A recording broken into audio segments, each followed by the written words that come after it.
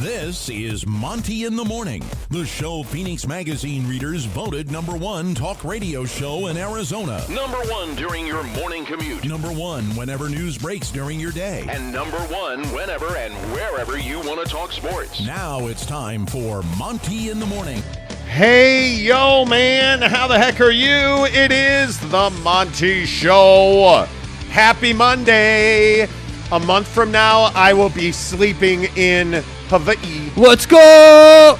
Sorry. Okay, Sorry. thanks. A month from now, I will be in Hawaii.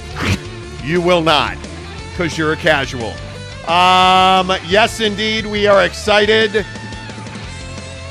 Yes, we had a really good weekend.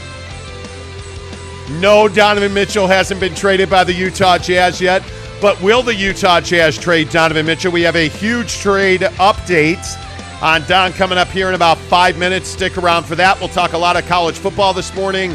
A fresh, hot new rumor. A hot take.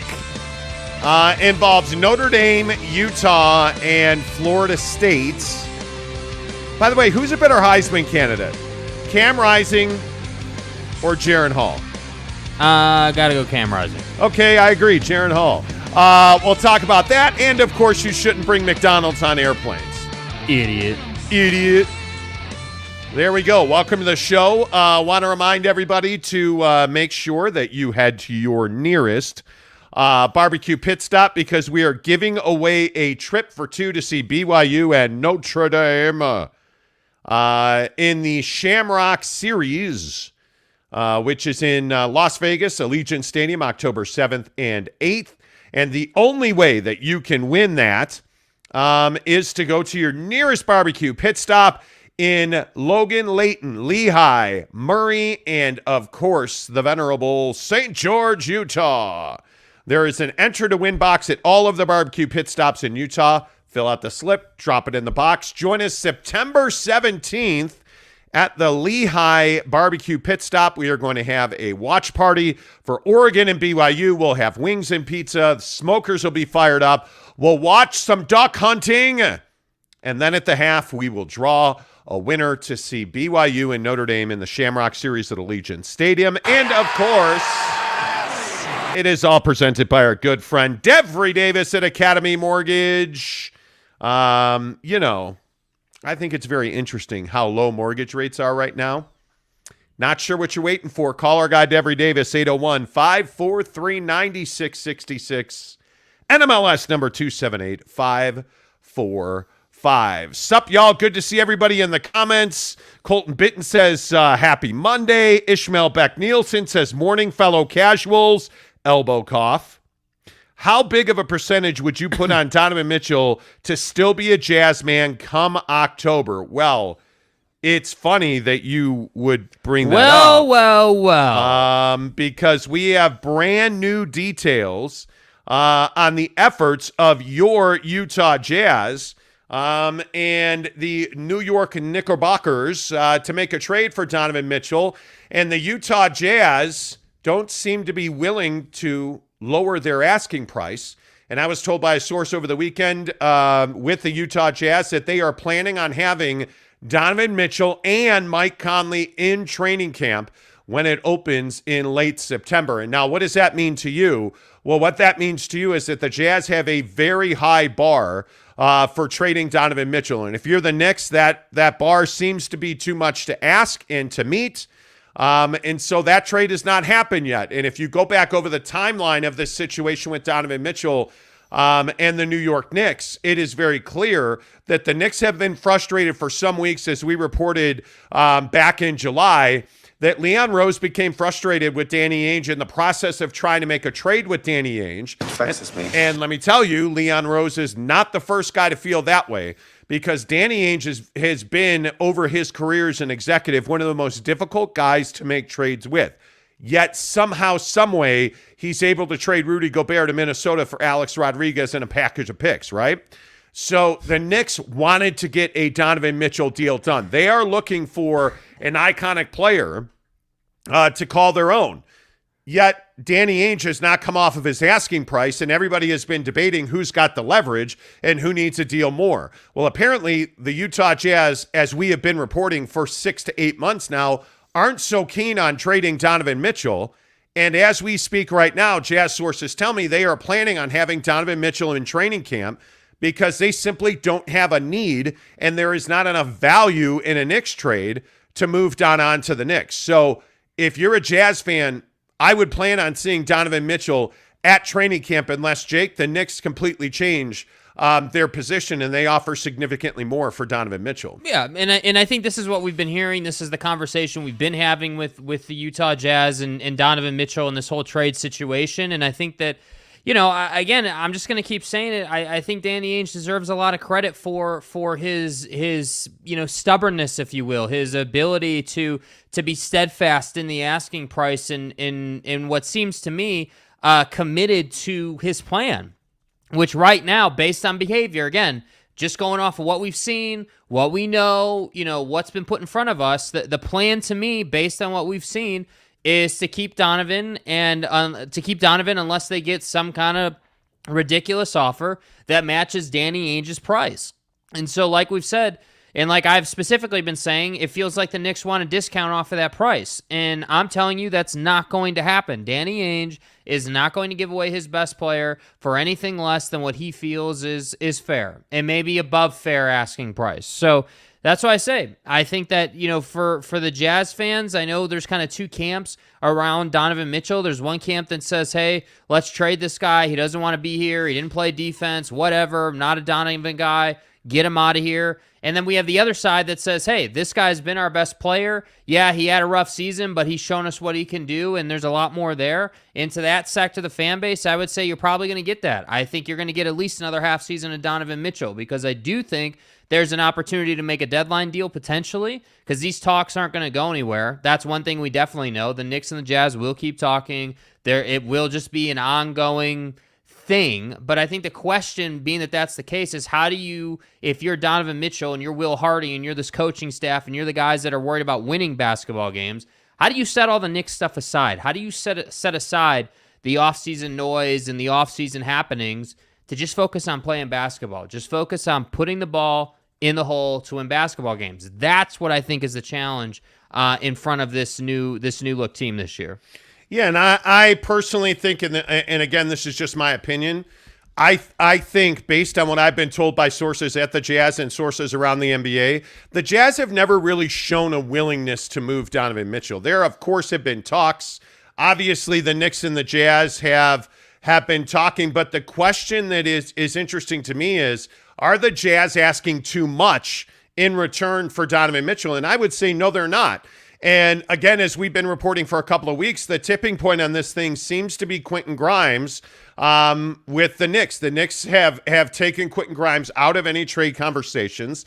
They told the Jazz that Quentin Grimes is not available, which, again, I think makes perfect sense if you're the Knicks. But then it also makes perfect sense if you're the Jazz to not trade Donovan Mitchell to the Knicks because Quentin Grimes is a must-have if you're the Jazz. And I think when you look at the appetite of the Utah Jazz and you look at what they've consistently said, the Jazz have told us before the Rudy Gobert trade, we are not interested in trading Donovan Mitchell. We are not out shopping Donovan Mitchell. Mm-hmm. And once the Gobert trade happened, you had Adrian Wojnarowski at ESPN a week later say, hey, the Jazz are not trading Donovan Mitchell. They're going to build around him, which is what the Jazz have been telling us for almost a year at this point. Since before the Rudy trade happened, well before that. And so the Rudy trade happens, and all of a sudden there's just wild speculation that this team is tearing it down and they're rebuilding. I will tell you again that I had a conversation over the weekend with a Jazz source who said, we've never been operating from a place of we're tearing it down, we're completely rebuilding. The Jazz have never been operating from a position where they are trying to put themselves in a place to get the number 1 overall pick in the 2023 NBA draft. That's never been their goal. I'm going to say this again. Their goal has been to get their financial house in order, to acquire talent that allows them to compete, and to make financial sense of what had been completely a flip situation where you were paying an exorbitant amount of money and getting very little in return on the basketball floor for that money that you were putting out. that was their number one goal. They felt like with that Rudy Gobert deal that they were able to do that, and they were able to get tremendous value in return in the form of draft picks. But Jared Vanderbilt is a guy that I think the Jazz want to hang on to. And so when you look at, are the Jazz asking too much for their players? I actually don't think they are, because I really don't think they want to trade Donovan Mitchell. I will maintain that. We have said that from day one if you've listened to the show. I've never gotten the sense that the Jazz were out in the marketplace earnestly trying to make a Donovan Mitchell trade. That just hasn't been the position that they've been operating from, which is why Danny Ainge has consistently had a very, very high bar for Donovan Mitchell. I think they were from the jump trying to trade Rudy Gobert. And I think one of the reasons that they were able to get such a big return for Rudy Gobert was there were a lot of teams who valued Rudy's defense without necessarily valuing their offense. If you're the Minnesota Timberwolves, he fit right into a need, and you feel like he's the cherry on top of that cake. That's not the situation with Donovan Mitchell. Donovan Mitchell fits with one team and only one team in the NBA, and that's the New York Knicks. And the problem for the Jazz and the Knicks really at this point is Donovan Mitchell being traded to the Knicks doesn't make them a championship caliber ball club. So for them to give up what the Jazz have asked for, which is a package of players centered around Emmanuel Quickley and Quentin Grimes with 6 first-round picks, doesn't make a lot of sense, because the New York Knicks aren't then winning a championship. And to me, Jake, that's the biggest reason that I think this deal hasn't gotten done. Yeah, and I think the fascinating part of that process you just laid out about how Danny came in, and then you saw the Gobert trade happen, but they made that trade without the thought process of, hey, we're tearing it down. That's not what they were trying to do. That's where I kind of think once the Gobert trade happened, that's where I think things went awry with the public perception and the media of like what they were doing. And I also want to say, I think Danny Ainge knew that was going to happen. And what I mean is I think Danny Ainge is savvy enough to have known, hey, I know the Utah marketplace, specifically the Salt Lake City marketplace. I know how fans and the media in this town are going to react. They're going to go right to, hey, we're burning this down, and then that's going to spread across the league. And then what have we seen? So Danny makes the Rudy Gobert trade. Absolutely, in my opinion, fleeces the Timberwolves, got a ton of value back, too much probably by league standards. And then now what have we had for, man, I mean, when did Rudy get traded? The 1st of July, or the 1st of, was it the 1st of July? 1st of July. Yeah, 1st of July. On July 1st, Rudy Gobert got traded. So now we're in a place where, what's today's date? The 8th? I mean, it's been 6 weeks now, and we haven't had anything happen really in the NBA outside of DeJounte Murray. And so my point is, what I'm getting to is that Danny Ainge knew the waves he was going to create with that Rudy Gobert trade, and he's been happy to sit here on a price for Donovan Mitchell and let the league twist. And I don't think that there's anything wrong with that. I think that's a position that the Jazz haven't really found themselves in for probably the longest time. I don't know what the number would be, but at least a decade. You haven't been in control. You haven't been in the catbird seat. And that's what I think the biggest win is right now. Well, and again, if you're just tuning into the show, we're talking about the latest details on the Jazz and the Knicks and Donovan Mitchell. And the Utah Jazz told me over the weekend that they are planning and they are operating with the assumption that Donovan Mitchell is going to be on their roster. He will be a Jazz man when training camp opens. That's the way that they are operating. And I think the only thing, from what I understand, that can change that is if the New York Knicks dramatically come up in what they're offering for Donovan Mitchell. And I think the other thing that is so very clear right now is that Mike Conley has very little trade value across the NBA. The Jazz are also intent on having Mike Conley in their camp. I mean, I think they realize that when training camp starts, there's a real good likelihood that Mike Conley is going to be a Jazz man as well. Because they have found no suitors for him. There has been, whether it's no trade value, however you want to shape this conversation, whether it's no trade value or they haven't gotten the value that they've set on Mike Conley, they have not been able to trade Mike Conley at this point. And again, this goes back to conversations that we've had. I think they have a Patrick Beverley trade in place. It's simply a matter of waiting for the moratorium on trading him, which is at the end of August. Once that date passes, the Utah Jazz have a trade in place, from what I understand, for Patrick Beverley. That deal will be consummated. I think if I had to guess now, I would put it at 70-30. Donovan Mitchell and Mike Conley are Jazz men when training camp starts. And I think they look for a Mike Conley deal once the season starts and right up until the deadline. And I think Donovan Mitchell is very much going to depend on which way this team goes. Because if they come back to camp as they are constituted now, they're not going to win very many games because they're not going to be very good defensively. My guess is that as we get closer and closer to training camp, Danny Ainge will continue to remake this roster. Yeah. And I think somehow, some way, Bojan Bogdanovic is going to end up on the LA Lakers or the Miami Heat. And I think if that happens, the Jazz will be part of a 3-team trade. And it'll be interesting to see where they go. The other interesting thing is that my Jazz sources told me over the weekend that they were not keen to pay off Russell Westbrook, that there is not enough value in the marketplace for Russell Westbrook. They're looking at 2 first-round picks, and I was told that they are not going to buy out Russell Westbrook if it's only 2 first-round picks. Well, and I just don't think that Danny views the organization in that way. I think that, and again, this is kind of what I mean when I talk about, hey, he made one trade and now everyone thinks they're burning it down, which I just disagree with. I've always said, I don't think until you trade Donovan Mitchell, you're not burning it down. You're just simply retooling. You're changing the way, Donovan Mitchell essentially plays on the floor with the guys around him. So the idea that they would just take a salary dump in Westbrook just to pick up a couple of picks and as part of that ship out Donovan Mitchell never made a lot of sense to me. And I think that it's not a smart move with the the timeline and the workflow that you're on right now. And furthermore, what I'd also say about Conley and Bogey is it's not lost on anybody that those two had a bad year last year, right? And I think it's 2 different situations. Like, I think with Mike Conley, the league thinks that he's probably done. The league thinks that he's probably,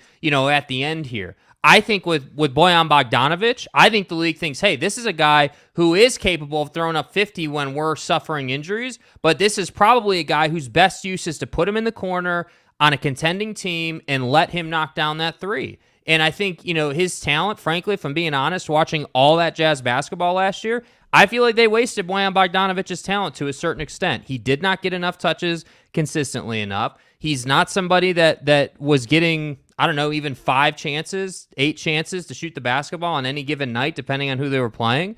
So that's why I say I do think that there's an opportunity to trade Bogdanovic if they want to, but I think Mike Conley is a trade deadline guy. You got to get him out there, get him going, let him have a great first half, and then move him at the deadline. That's what I think the plan would be. Yeah, and I think when you look at Mike Conley's situation, I think that Bojan Bogdanovic is in the same spot.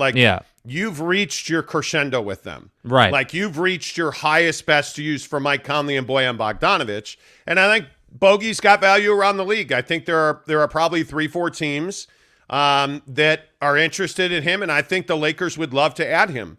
I think the Lakers would really enjoy having Bojan Bogdanovic stand in the corner and knock down 3-point jumpers. Well, when's the last time they had a guy that could shoot at that rate? It's been since what, Cantavius, since the bubble? Yeah, I think the thing that is so obvious when it comes to the Utah Jazz is I just think they don't have a real desire to trade Donovan Mitchell. And I go back to what we've talked about for months and months.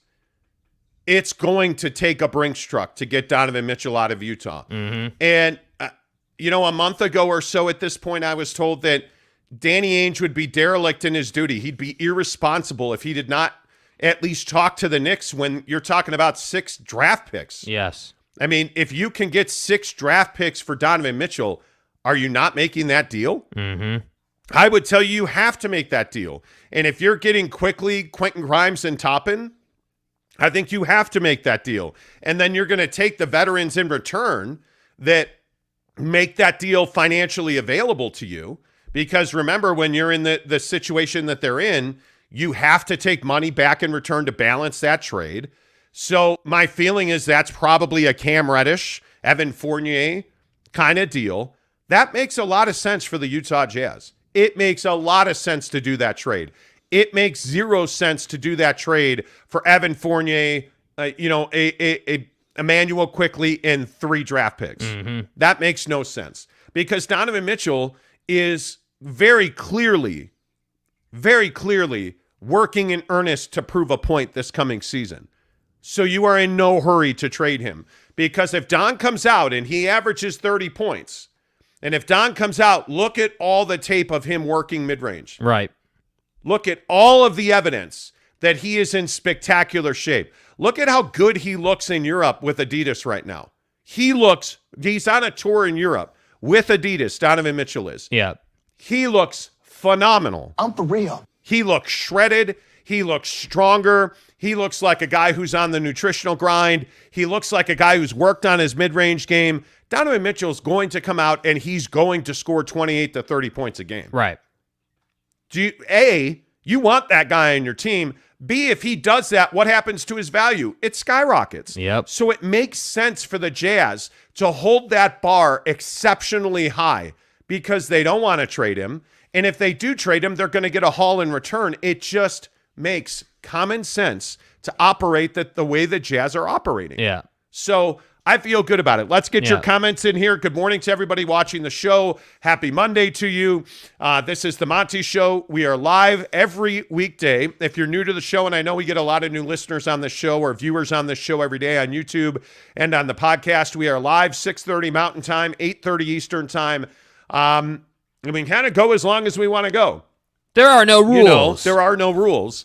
And hey, when you have partners like Barbecue Pit Stop and Devery Davis at Academy Mortgage, you can kind of do whatever you want. So if you guys ever want to kick it, we'll flow. That's what we're doing. We love your comments on the show. If you're here right now, please give us a thumbs up. And if you're not already, please subscribe. We would love to have you as a subscriber on this show so that you see all of our content. By the way, I see one of the contents asking us about the casuals group. Yes, casuals getting cut is a real thing. We actually started it. I think we have 25 or 30 people in our group on Instagram. If you'd like to join our fitness group, we're doing this cut, getting in shape. Yes. As we work hard to get ready for Hawaii. And you know what today is, right? Today is what? Today is leg day, bro.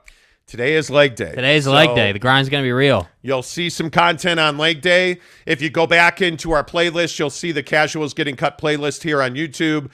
There's a chest workout in there. There is also, what's the other workout that's in there? There's you not being able to lift 5 pounds in a bench press, right? Yeah, I mean, I'm obviously a weakling. I don't really lift like at all. So, we've got back day as day one. Yeah, back and shoulders. Back and shoulders. That's right. And then we did bench. What do you bench? Yeah, not enough. I know. Thanks. By the way, I'm happy to tell you I'm not as old as you are. Yeah. Ruff's official, good morning to you. He says, how can you tell someone is working on their mid-game from how they look? Well, you should listen to what I said, Ruff's official, and then you would know the answer to that question. So, Yeah, I mean, there's been a lot of video simple. of him. I mean, we played it. What does how he looks have to do with anything in his mid-range Yeah, game? I mean, so this is the beauty of YouTube. And again, I would say for all the new listeners as well, I would totally highly encourage you to, if you have time, to go back and check out what we said on July 1st about Rudy and all the other events that have happened. But if you have been watching the show, you know that I think it was 2 weeks ago or so, we played a bunch of video of Donovan Mitchell working with Chris Brickley on his mid-range game. It's also been well noted that he's been working with his body guy, David Alexander. For those of you who don't know who David Alexander is, go ahead and Google him. World-renowned body guy, works with a ton of NBA guys. Donovan's been working. There's just no doubt about it. And I think that's what we need to see from him this offseason. What's up, James Knight? Good to see you. Daniel Sturgis, good to see you. Kurt Myers, Greg Hawkins. My guy's going to be stateside. It's like almost there's a disturbance in the force when Greg Hawkins actually comes back to the U.S. So looking forward to that, buddy. Shiron 26, good to see you, my friend. Troy Cushing says, good morning, Monty and Jake, the best jazz talk show. Keep up the great work. What's up, Troy? Appreciate you. Ryan Buckley, appreciate you, Teddy Wayman. A lot of people in this morning. By the way, Greg Hawkins says Cam Rising better than Jaren Hall. Okay, we'll talk about that. We'll get to that. We will get to that. We'll talk about that coming up here. 20, 30 minutes. Yeah, we'll get there. Let's see. Tanner Plummer says, morning, guys. Thanks for doing the show. Appreciate you.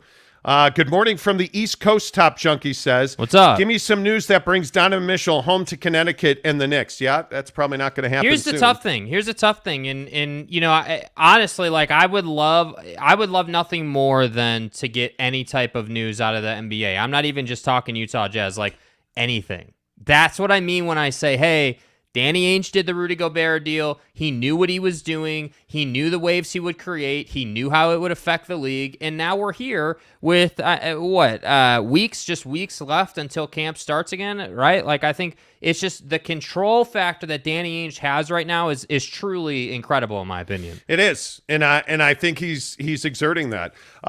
M. Alvarez, good morning to you. He says, great weekend cut. Yes, indeed it was. Yes. Rudy Sanchez says the Jazz need to keep Mitchell no matter what, unless the Jazz get another star because of all these future draft picks are not guaranteed victories. Yeah, and I think that's what the Jazz are doing. I mean, they're telling the Knicks, hey, if you want to give us 6 picks and 4 players, let's roll.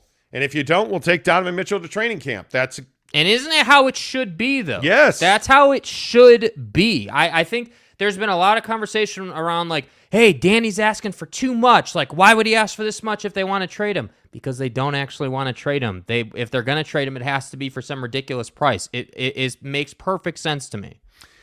Spencer Morgan says, what about the reports of a 3-way trade with Westbrook, the Lakers involving Westbrook?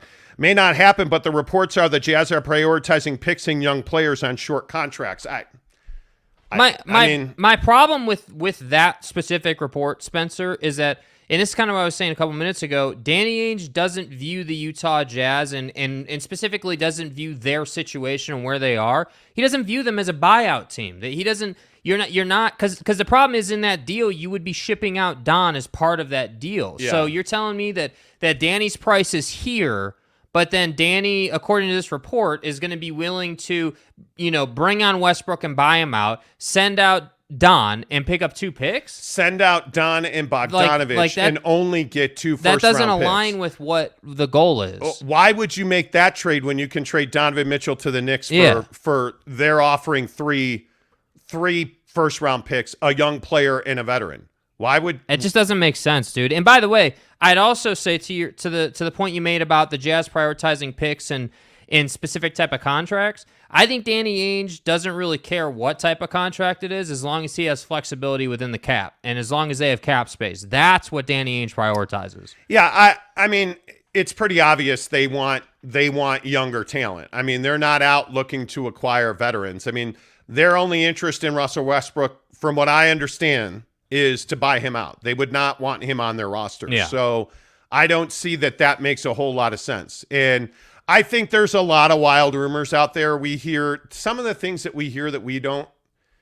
It's kind of crazy. It is kind of crazy. The rumors that float around the Utah Jazz, and it's shocking to me that Jazz fans latch on to, oh my God, they're going to trade Donovan Mitchell to the Lakers for Russell Westbrook in a 9th-round pick in 15 years. Like this ridiculousness about, well, they want to trade Donovan Mitchell now because he's going to walk away in 2025. Like, that's shocking to me that was something Jazz fans believed in. Come on. That's crazy to me. You're not trading Donovan Mitchell because of something that's going to happen after 3 full seasons. Nobody, and you said this Friday, nobody operates that way. Not a single individual in the NBA operates that way. You have to really take a lot of this stuff with a grain of salt. And whether we're right or wrong or what have you, I think if you watch this show for any amount of time, I think you would have to understand that we don't just report everything we hear. Yeah. We're not this is not the throw it against the wall and hope it sticks show. I think what we have proven over time is we're pretty responsible with the rumors we get because we don't just report one-off rumors. And I think there's a lot of that going on around the NBA. Like this Kevin Durant situation in Brooklyn. Yeah. This is crazy. Like, there is Rick Bucher the other day reported a rumor that basically said, hey, Kevin Durant demanded a trade because Ben Simmons left a team group chat, like a text group. He left that group. About, man? Kevin Durant had enough. He requested a trade. It's like, you really think Kevin Durant's walking away from the Brooklyn Nets because Ben Simmons left a group text? That's what you think is happening. Yeah, apparently. And I know that Kevin Durant is a guy that likes WhatsApp and they use team chats. And Kevin Durant is not walking away from the Nets over Ben Simmons leaving a text chat. Yeah. Like, that's not happening. You just have to be careful with the stuff that's being reported. By the way, what do you think's going to happen with your boy Kevin Durant? Yeah, I mean, according to reports, he met with Joe Tsai. You know, that meeting that we were kind of talking about last week apparently did happen, and apparently, allegedly, Kevin Durant reaffirmed his desire to be traded. So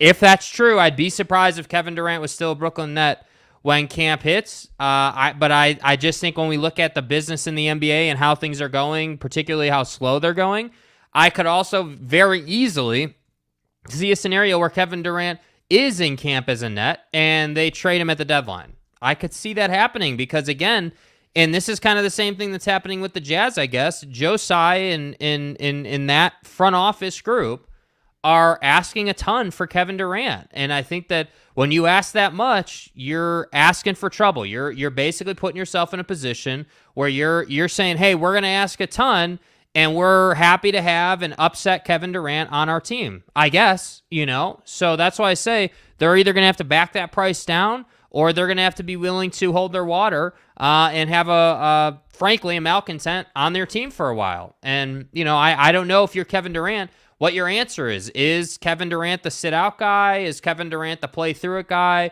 And, you know, frankly, excuse my language, be an asshole guy, like, hey, I'm going to play through this. I'm here for me. That's it. Like, be that guy all year. Like, I don't know. We've never seen it out of KD, so I don't know what he's going to do. But if you ask me, hey, what do I think's going to happen? I think that they will move him somehow, some way before the season starts. Yeah, I just don't see how that trade happens. I mean, again, I just ask, who's going to make that trade? I think who's got the assets to make that deal? The Nets are going to have to come down on price. I think when it's Kevin Durant, so this is the difference. Donovan Mitchell is not on the Kevin Durant, LeBron level in the league. When you're Kevin Durant, you have power, you have influence, you can do things as a player, and I just think that it's just not feasible for a franchise to sit there and have you upset half the season. My feeling is they will not trade him before the deadline. And I don't think Kevin Durant's a guy you trade midseason. I don't. That whole situation has been perplexing from the beginning. Like, that was the Ben Simmons trade made very little sense when it happened. Like, I understand why they traded James Harden, but if James Harden is truly in the shape that he appears to be in, and if James Harden can be if he can be 25 points, the Sixers are probably going to win a championship with that roster. I mean, with the way that Tyrese Maxey's playing, with the way that, you know, the health that we saw from Joel Embiid at the end of this year, with James Harden losing weight, looking like he is really working on his game. Like, when you look at the way these guys work in the offseason, they show you very particular tape. They do not, and I understand that, and you got to take it with a grain of salt. I totally agree. You look at the body transformation on two guys, Kyle Lowry and James Harden. And both of those guys were. First team all fat ass. But I'm telling you, you look at James Harden now, and he looks like a different body type. He looks like a guy, and that's why I say about Kevin Durant, like, these trades, how many of these guys in the NBA are on prove-it deals now? Here's my deal, though, with James Harden, and I don't disagree with anything you said outside of the championship thing. That's, I think, James Harden's biggest problem. He's never proven to be a guy that can carry a team to the promised land. If you got to the NBA Finals and you lost, okay, that's one thing. Totally get it. It's the NBA Finals. That's going to happen. But you haven't even gotten to, like, you know, close to the NBA Finals. Like, the closest you got was, I think, the Western Conference Finals against the Dubs, and you flamed out. You went 0 for 27, and that's the tough part for me with James. I just think that with Kevin, at least you can say, okay, yeah, this guy's won. He's been there. Yes, did he ring chase? Sure, but at least he can say he's been there. He's won. He's done things. That's the biggest difference between these two, and that's why I say someone has to give in the Nets Kevin Durant situation. Either the Nets are going to give, they're going to lower their price a bit in an effort to get a deal done, or Kevin Durant, frankly, is just going to have to stick it out. That's what he's going to have to do. He's going to have to play through it and just continue to do him. But see, I think the biggest issue is the Sixers cap. Like, Tobias Harris at $37 million. Yeah, that's a problem. That's a huge contract. I mean, you look at Joe, you look at PJ Tucker, They've added quite a bit, and I think it'll be interesting to see if they are somebody that comes back and you feel better about their situation. Like I look at some of the numbers that they have on their cap right now. Like PJ Tucker at $10 million is a really nice ad for them. Yeah. Absolutely. Like I look at some of the things that they have done there, and if you look at some of the numbers, and I believe heavily in Tyrese Maxey. I really do. I think his game translates. So, like, I could see James Harden winning a championship with that team because I don't think he's going to be their second best player. I think Tyrese Maxey and Joel Embiid are going to be their top two players this coming season. I look at Brooklyn. I don't know what you do. Kevin Durant's not the issue there. It's Kyrie Irving. Mm-hmm. I mean, Kyrie Irving and his BS, I'll see you in training camp thing that he did with his opt-in was embarrassing. Yeah. Frankly, it showed a lot about who his character is. Oh, what a loser. Yeah, that's what it feels like. So I think Brooklyn is in a bad situation. And if you don't trade Kevin Durant now, I don't see how you make that trade in the season. You're not trading Kevin Durant in the season. Like, that just doesn't. But this is what we said about James Harden, Like, I don't disagree. Logically speaking, it wouldn't make sense to trade him in James Harden's season. never been Kevin Durant. I agree. James Harden was a problem for the Nets. You had a problem in Philly and you had a problem in Brooklyn, and they solved those problems conceivably at that point. Obviously, it didn't work out for either side. That much is very clear. But if I'm Brooklyn, the thing you have to ask yourself is, if we start the season, isn't the worst case scenario for the Brooklyn Nets if they start the season with Kevin Durant and Kyrie Irving and they're the best team in the East? Yeah, it's a problem. That's the worst case scenario. Yeah. Because what if Kevin Durant still wants a trade? What if Kyrie Irving's, the typical jerk that we think he is, and he still wants a trade? Like, you're in. Oh, what story are you gonna tell the fans when you trade Kevin Durant middle of the season when they're a top 3 team in the East? Because they will be. I just don't think you can do it. You trade Kevin Durant now, or you don't trade him until next summer. Yes. And next summer, by the way, I think it's going to be a lot more. You're going to be a lot more able to make bigger trades because of who's going to be a free agent. Yeah, I would. And this brings me back to the Lakers and LeBron James. Look at this situation. Are you going to extend LeBron James, and are you going to pay him $90+ million over 2 years? Because at his age, he's eligible for a 2-year max extension. And the Lakers have not signed him or offered him a contract extension. I wouldn't either. I would make him prove it. Because see, he's a guy that the team has ultimate control of. If you don't win a championship this year, why are you bringing him back? You are absolutely FUBAR on your salary cap if you're the Lakers. You have no flexibility. You're paying guys who cannot produce for you in LeBron James and Anthony Davis. So let's say you bring them back. They win a championship this year. Great. Back up the Brinks truck. Give LeBron whatever he wants. Go get Bronny. Okay, everything's great. Right. But if he plays 40 games this year because his body breaks down, if Anthony Davis plays 30 and you're out of the playoffs again, what possible good could a 2-year extension at like $90+ million do for the Lakers? That's not what we're about. That doesn't make a lot of sense to me. So when I look at this Kevin Durant situation where everybody's like, oh, he demanded a trade because of a text group, or I think we don't know a ton that goes on behind the scenes. I think Kevin Durant goes to camp with the Brooklyn Nets. On that particular thing, what would you Yeah, I think that I think it's just difficult, dude. Like, yeah, I think he probably does go to camp because I think that the Nets are not going to come down on their price, but I think what can expedite the process is Kevin Durant being a pain in their ass. Like, that's what I think expedites the process, unfortunately. I think Kevin Durant, I don't even know that it's sitting out. Frankly, I think it would be playing. But it's like the old Kobe thing. Kobe being all pissed off at the Lakers, so what did he do? He played, but he wouldn't take a shot, right? I'm not saying you can do that all year, but I'm saying there are things like that as one of the best players in the league that you can do. And so really it just comes down to, and this would fall into things we don't know because they're behind the scenes, but it really comes down to how bad does Kevin Durant want to be traded? How bad does he want to be moved? Is he desperate? Is it just something that he wants but like isn't hell-bent on? Like, I don't know. But my point is that when we talk about what they're going to do with Kevin Durant, it depends on where Kevin is. If Kevin is like, hey, I'm going to sit out the whole season until you trade me, then yeah, they're probably going to trade him before the season starts. If Kevin says I'll play, but I want to be traded by the end of the year, then obviously he's going to play and they'll go about their business. I just think it's one of those things where we don't know what Kevin's sentiment is. And I think ultimately that's what defines how quickly they will trade him. All right, let's get your comments in here as we talk about the biggest stories in the NBA. If you're just tuning in this morning, some of the stories that we're covering, obviously, we're talking Utah Jazz basketball this morning as we're based in Salt Lake City. There are new details on the Jazz and the Knicks' attempts to make a deal. A lot of people have said that the Knicks and Jazz have not talked in a month.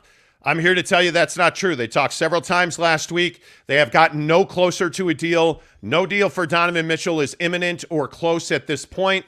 And I was told by Jazz sources over the weekend that they are planning and they are, proceeding forward as though Donovan Mitchell is going to be in training camp with the Utah Jazz come the end of September. So it does not appear at this point that the Utah Jazz and the Knicks are close to making a deal. And it seems the only thing that would change that situation is that the Knicks somehow find an appetite to move up their offer significantly, because Danny Ainge has not come off of the fact that Quentin Grimes and 6 first-round picks is a starting point for a Donovan Mitchell trade. And I think, clear on that? I think what Danny Ainge would like is he would like Obi Toppin, Emmanuel Quickley, Quentin Grimes, and Cam Reddish, along with 6 first-round picks. And the Knicks have not gotten anywhere close to that deal. So does this trade happen? My guess is you're 70-30, 75-25, that Donovan Mitchell is going to wear the note for training camp this year. I would guess he would be a Jazz man when training camp opens. And the other thing I think is pretty significant is the Utah Jazz have no interested teams in their efforts to trade Mike Conley. They have 2 interested teams in the Lakers and Heat, supposedly interested in Bojan Bogdanović. They have deals that they can make. I was also told over the weekend that the Jazz have a deal in place if they'd like to make it for Patrick Beverley. So we'll see what happens in those situations. But the Jazz certainly have not changed their ask on Donovan Mitchell. Let's see. Kaiser Soze 718 says, guys, come on, man. Even on the decline, KD is better than Donovan Mitchell. Yeah. I think right now, yeah, I would absolutely agree with that. I think that Kevin Durant's the best scorer in the NBA. Yeah, I wouldn't he's the say best that he's scorer declining yet. I think that he's probably got 2 to 3 seasons left at this level. Yeah. Ruff's official says if the Jazz are intent or were intent on keeping Don, the Jazz would say that. Why would they say that? Why would they say that? I love this argument. This is just such a why would they come out and say we're keeping Donovan Mitchell? What's the point of that? How does that benefit What's them? the win for them in saying we're trading Donovan Mitchell?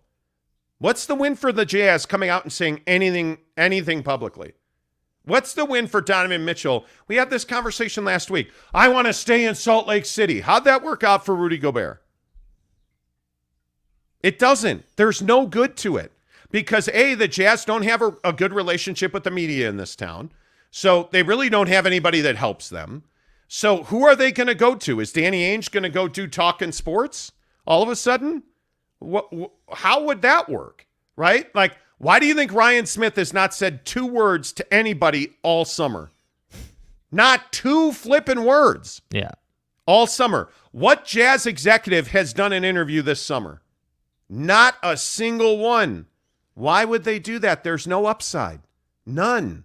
Even when they introduced their draft picks, what did they say? Absolutely nothing. Why would they? It makes no sense for them to say, oh, yeah, we're keeping Don.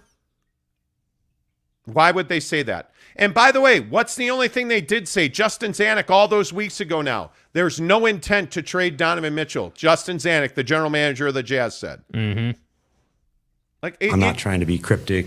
And now Everybody knows you've talked to the Jazz or to the Knicks for the last 6 weeks. How's that make you look? Like, there's no winning when you speak publicly. If Don was intent on staying, he would say that. Don will be traded. Same thing. It makes no sense, Ruff. None at all. Eric and Raleigh, good morning to you, friend. He says, Kevin Durant is not the, quote, play through it guy. Well, now with load management, why would you play through it at all? There's no reason to. And I think if you are Kevin Durant and you're on the Heat or the Suns or the Warriors, did he not play through it with the Warriors? Yeah. To the point where his Achilles shredded? Yeah, I think he is, frankly, the play through a guy. I think he's more than you think he is. Kenai Johnson, what's up? Ainge gets the credit he is due. It's not his fault the Timberwolves traded the farm for Rudy Gobert. It's not his fault at all. Nope. It is what it is. Let's see.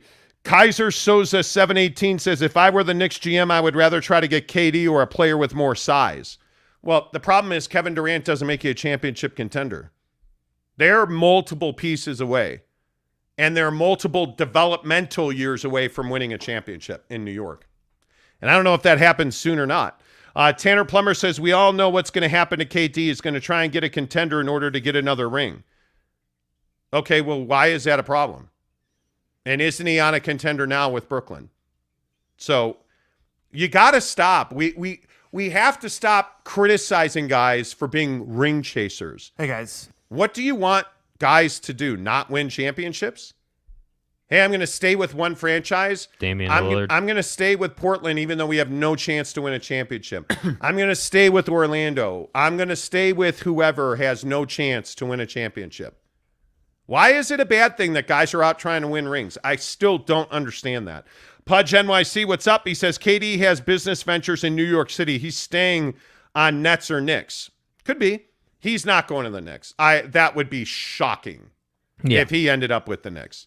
Let's see. Hazansky Gaming says, TikTok, wait till the deadline. You're going to get Evan, Cam, and 3 picks if you wait till long. I think the Knicks and Jazz make a trade now or they don't make a trade. Yeah. This is the negotiations between the Jazz and the Knicks have been described to me as contentious at times. Yeah. And that Leon Rose is incredibly frustrated with Danny Ainge because Danny just won't budge. No, and I guess not. I think that's an indicator of a lot of things. But I think that Leon Rose is as savvy as an operator as Danny. He's proven that he's not going to make a trade that's not good for the Knicks. And I actually think if you're a Knicks fan, you're in good hands with Leon Rose. Yeah. I think he's handled this exceptionally well. If you're a Knicks fan, I'd feel very good about what Leon's doing. Let's see. Cash Out James says, go ahead and take 2 first-round picks with Tyler Hero and Duncan Robinson. And that's actually a really good point. Like, if you don't make a trade with the Knicks, who are you going to make a trade with for Donovan Mitchell? Well, I think you have to wait. What none of us are talking about is Donovan Mitchell's value is going to go up, assuming that he proves it this year. And that's what I think you can't measure yet. That's what I think you can't. And he's only 25 years old. Yeah, I just think you can't measure right now, like, hey, what is the league's perception of Donovan Mitchell going to be when he's got 28 to 30 a night, he's doing 8 to 9 dimes a night. Like, when his numbers go up, how does the league view him? Because I think right now the league is saying, hey, this guy is not grade A material. This guy is a second cut player, and we're not giving you 6 picks and 3 players for that kind of guy. So that's why I say give it time. Let's see. CAA Mafia says Durant is probably worth 7 first-round picks, and Utah wants 6 for Spida. LOL, like, come on, what is Spida, Michael Jordan? But this is my point. Stop having the conversation from a how much is he worth standpoint. That's not the conversation. It hasn't been, bro. Not at all. The conversation is Danny doesn't want to trade him. Like, we have to stop. We can't forget this dynamic. Everyone wants to just approach it from, well, they're asking some ridiculous price for Donovan Mitchell. They really think he's worth that much? No, they don't. What they think is they don't really want to trade him. And if a trade is going to happen, a team's going to have to get silly with it. That's the situation we're talking about. So let's stop with, hey, what do this whole assertion that they think Donovan Mitchell is Michael Jordan or whatever the hell was just said. That's not what's happening here. Not at all. I just think Danny Ainge knows what he's got, and he's got the ability to do whatever he wants. I mean, Yeah. This is Danny Ainge's team. Why would he take anything less than what he wants? Kaiser Soza says, so y'all say the Nets need to come down on the price, but the Jazz shouldn't? I think if you're the Nets, yeah, the problem is you have one of the best players in the history of the NBA telling you he doesn't want to play for you anymore. And he's not 25, and he's a guy that's had several significant injuries. Kevin Durant's at a completely different time and space in his career than Donovan Mitchell. Don is 25. He's proven nothing, and he's a guy that the Knicks really want. Why would you lower your asking price? Because you don't really want to trade him, but you would trade him if you got an offer that blows your doors off. If you're the Nets, you're in a situation where you don't have flexibility because you don't have salary cap space. You're locked in with Kyrie Irving, and you're in a situation where Kevin Durant's come to you and said, I'd really like to get out of here, and I'd really like to be traded. And you went public, again, reason number 1 million not to talk to the media. Yeah. You went public and said you're going to do everything you can do to work with Kevin Durant to make a trade. And you still haven't made a trade. And now he's met with Joe Tsai, the owner, and by all indications renewed his trade demand. I want it. So you talking to the media did absolutely no good. So you're in a situation where I agree with you, Jake, that I think the Nets have to trade Kevin Durant now, or you're not going to be able to do that. And it's crazy. This is one of those rare situations where if you win, you lose. Yes. If the Nets are a top 3 team in the East come the trade deadline, now what? Now what? Are you going all in? Are you trying to sell Kevin Durant when he hasn't been a buyer of anything you've been selling for 2 months now? I don't think you're going to have the ability to do that. Let me pose this question. What happens if they are, let's say, a 3 seed in the East, right? Does Kevin Durant's, thought process on leaving change? If they're winning, is there a situation where Kevin could withdraw his trade demand for now? Like, that's what I think is really interesting and at play. And that's why I say the Don situation and the KD situation are completely different. Don hasn't asked for a trade. Kevin's asked for a trade. Don is not a top-tier player. Kevin is a top-tier player, right? Like, Don is still playing for the first team he's ever played for. Kevin's been on, 8 teams or whatever the hell it is, or 6 teams. I can't even remember now. But my point is that it's 2 different situations. So it's not that, we're saying that the Jazz somehow, have a better player in Donovan Mitchell over Kevin Durant. I'm not saying that at all. What I'm saying is that Danny has immense leverage over the Knicks, and Danny doesn't have to move on anything until he wants to.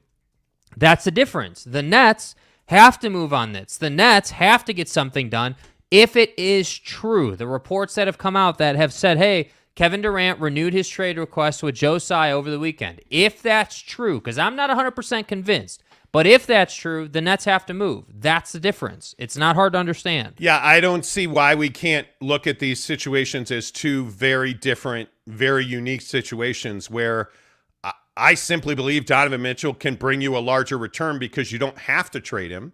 I think Kevin Durant's going to bring you a smaller return because I actually think you have to trade him now. It's leverage, man. Who has the leverage in this situation? This is not confusing. ON says delusion at its finest. Nets take less for KD after signing a 4-year deal. The 4-year deal is what helps you on Kevin Durant. It's not what hurts you. That 4-year deal for the club you're moving him onto helps you because. And I also think one of the things that you have to talk about is how is this going to change the CBA that's coming up for negotiation? Mm-hmm. The collective bargaining agreement, the contract between the players and the owners. This Kevin Durant situation is going to change those negotiations. Yeah. I don't think there's any doubt about that. It's going to change the tenor and the tone of those negotiations. Let's see. Cody Strickland says, "Gotta go, boys. Need the beats for the gym." Well, all right, Cody, buddy. Go get that, my man. Go get that. Absolutely, you should go get that. I did miss one earlier. My apologies. True Story Jake gives us a $5 tip and says, you not getting 6 picks and picking the player you want. Find a team who can give you the picks the Knicks can. You won't 4 picks in Grimes, Cam, and Evan. You don't want Cam Reddish and Evan Fournier on the Jazz. The Jazz don't want those 2 players. I think what the Jazz want is I think they want 6 picks. They want Quentin Grimes and Emmanuel Quickly. That's what they want. And now, is that what you get? No, but that's what they want. And if the Knicks truly want to trade him or trade for Donovan Mitchell, they're going to have to give Danny what he wants. Dude, this is like buying a car. I hope we all understand this. Like, because I don't feel like a lot of people in the comments are picking up what we're explaining here. Danny Ainge does not need to move Donovan Mitchell. I do not need, when I go into a car dealership, to buy the car that day, right? So when you go in and buy a car, the way you should be negotiating that is you should say, hey, this is the price I want to buy it for. This is the price I want my trade to be. Take it or leave it. And if they say leave it, then walk out. And magically, what do you know? 5 minutes later, they're able to do the deal. It's incredible how that shifts, isn't it? So the point is that Danny Ainge is not going to come off of his price because he does not have a trade request from Donovan Mitchell. He has no pressure to trade Donovan Mitchell. There's no reason for him to trade Donovan Mitchell at this time, especially when you see the kind of work Don's been putting in. So I say it's not about... The conversation is not about, oh, is Donovan worth this or worth that, and Kevin's worth this or worth that. That's not the conversation we're having. We're having a conversation about leverage. Danny has leverage. Joe Tsai and that ownership group and that front office do not have leverage, and that's the difference. Yeah, I think that's a really good point. I do. I leverage is the whole deal. Mike Maple said, good morning, guys. Kept it real since the offseason started. Thank you for consistent truth and entertainment. Keeping me looking smarter at work every day. Attaboy. It's what we Attaboy. do. It's what we do. We set you up for success. I was talking to Emmanuel at the gym on, I guess it was yesterday. Mm-hmm. My guy Emmanuel, Okay. who turns out was a listener to the show, and we actually lifted some weight together yesterday. You know. Emmanuel, I appreciate you. And he was saying the scary thing is that if the Jazz keep this roster together, they'll score as many points as anybody that they play. Oh, yeah. And that's absolutely, Emmanuel, you're exactly right. They'll score with anybody.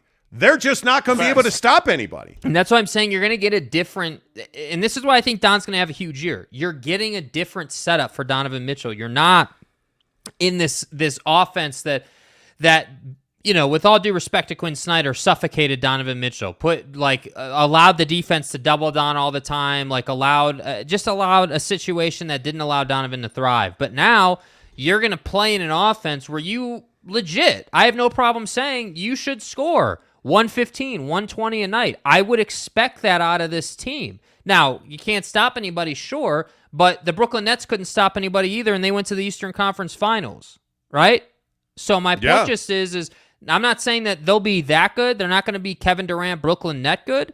But would anybody be surprised if the Jazz rolled up as a 9 seed in the postseason and got through the play-in? Would anyone be surprised if they were a 7 seed? I wouldn't be surprised. And that's what I'm saying. They are not rebuilding. They are not rebuilding. They are retooling. Big difference. JJ47K says if Mitchell is worth 6 picks, then Giannis must be worth a decade worth of draft picks. But again, this is, you know, and again, I don't know if you guys are just joking or what the deal is, but this is not rocket science. No. It's not rocket science. Donovan Mitchell is not worth six picks straight up. Like, everyone knows that, but that's not the conversation we're having. No, it's what are the Knicks willing to pay? Yeah. That's what Donovan Mitchell's worth. Yeah. CAA Mafia says, for Jazz fans, what is walking away from 6 picks before the most stacked draft? You aren't winning with Spida, so why hold on to him? Less time on contract, the less you get. Yeah, I mean, obviously, if you are going to trade Donovan Mitchell, you are positioning yourself for the draft. So the draft pick, I think, is incredibly important because I also think what it does is it gives you the opportunity to trade for a veteran. Because this is not an organization that has a long history of signing big-name free agents, right? No, I guess not. You're not the Lakers, Knicks, Nets. You're not those guys. But what you are is a team that can trade because you have leverage, and you have that leverage in the form of draft picks. That's why Danny is asking for so many draft picks. Yeah. It's not a matter of what Giannis is worth versus Don. That's a ridiculous conversation because they're not worth nearly the same thing as Kevin Durant and Donovan Mitchell are not worth nearly the same thing. Let's see. Mr. L Channel says the Jazz does not have the leverage. The Knicks can stay pat. Well, the problem is I've always loved this. The Knicks and the Jazz, leverage is such a funny thing. Yeah. The Jazz don't have to do anything. So Leon Rose does not have a star on his roster. No. He does not. And by the way, one of the other things that I talked about with somebody over the weekend, an NBA source that I know, they don't want Julius Randle on their roster anymore. They just don't. And the problem is the Jazz have no appetite. None. Zero desire. He's a bum. Want for Julius Randle. None. So if you're the Knicks, the problem that you have is the veterans on your roster solve no issues for the Jazz. Yeah. If you're the Jazz, the problem is the Knicks are not the same old Knicks. Leon Rose has done a very good job to this point, in my opinion. So and that's why I say I don't know that there's a deal to be made between these two teams, because I think it's been contentious between Danny and Leon Rose. It has been described to me that Leon Rose is frustrated with Danny Ainge because Danny hasn't, and I agree, it's an unreasonable asking price for Donovan Mitchell. Mm-hmm. But help me understand why you would lower it. Donovan has not asked for a trade. Donovan has not demanded a trade. Donovan has not said two words about not wanting to be in Salt Lake City. That's all made up conjecture and opinion. You don't have to trade this guy. There's no pressure from the Jazz side of this to trade Donovan Mitchell. None whatsoever. I think if one side has more leverage than the other, it's not by much. It is not by much. This is a very even situation where the Knicks have the assets to go do just about anything they want. The Jazz have the assets to go do just about anything they want, and neither side needs to make this deal. Yeah. It's a want-to deal. And I think that's one of the biggest problems. There's no reason for either side to be married to this trade. And I think that logic applies to the league right now. The Kevin Durant thing is a want-to thing for teams other than the Nets. Yeah, I would agree with that. I think it absolutely is a want-to trade. Cash Out James says, Danny has no leverage. Stop with the lies, please. Okay, Cash Out, he has no leverage whatsoever. I mean, they're the Jazz are pathetic. They're the worst organization screwed. in the league. I mean, and wow. It's really, I don't know what you do. God bless the Knicks. Danny has no leverage. That's why he got 87,000 picks for Rudy Gobert. Cold-blooded clean. Oh, he has no leverage at all. They traded $41 million worth of Rudy Gobert's zero offensive ability, and they got 6 picks. Walker Kessler. They got a guy in Patrick Beverly who 7 teams Malik Beasley have called about. Malik Beasley, another guy with value. Jared Vanderbilt, who I think the Jazz want to keep. Spinal. They don't have any leverage. No. It's embarrassing. We've got to stop sitting here making up lies and shit. Yeah. I just can't believe that. It's truly incredible. Get out of here. Danny has no leverage. It drives me crazy. When you say stuff like Danny has no leverage, yeah, it just tells me who you are and what you know about basketball.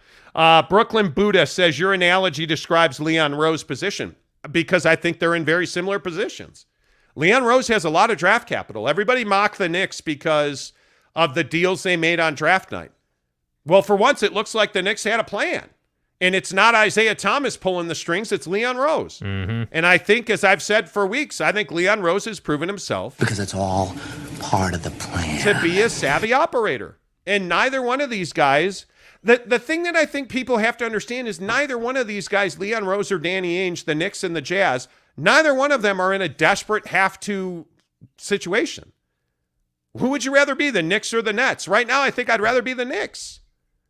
If we're truth-telling, I don't want a complete malcontent and then one of the best players in the league demanding a trade publicly. The Knicks are probably in a better situation. Probably. Because they got to prove that they're not the same old Knicks. But I think Leon Rose has done a good job with it.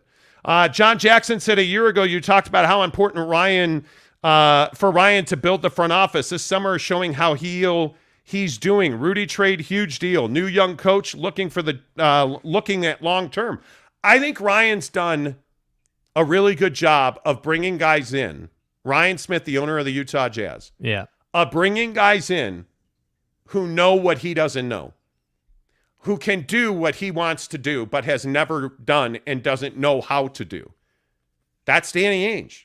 He's done a really good job of letting his basketball guys handle the business of basketball. Now, I wish he would do a TV deal. I wish the Utah Jazz would do a TV deal. I wish they would create unique one-off content that wasn't what they did with the uniform release, because that was terrible.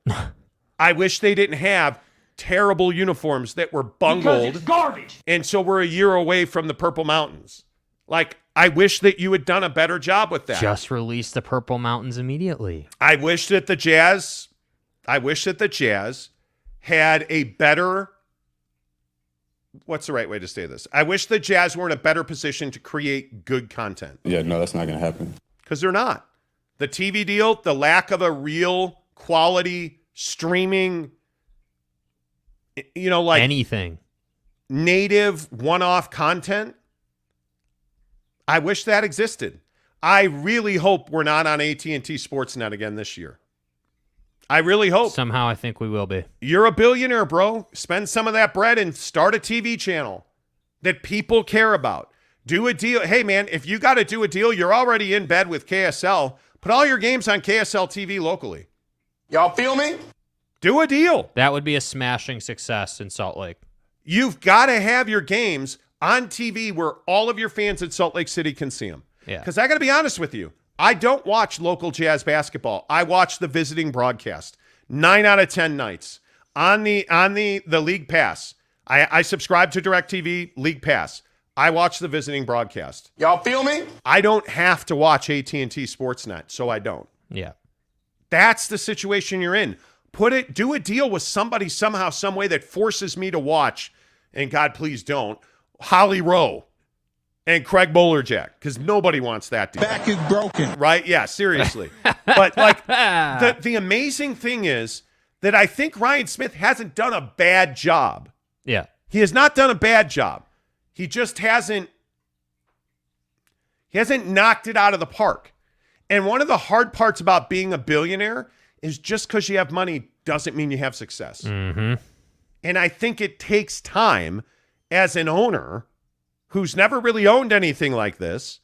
I think it takes time to and it takes failure, frankly. Anytime you're trying to do something in business, anytime you're trying to do something you've never done, failure is an important part of the recipe for success. Right. And so he's failing with this jersey thing. He's failing with his TV thing. In my opinion, he's failing with his radio thing. The Jazz should not be on the Zone. The Jazz should be on KSL radio. Yes. That's the reality of it, right? You're in bed with KSL. Bonneville, who owns KSL, manages his own sports networks now. Be better.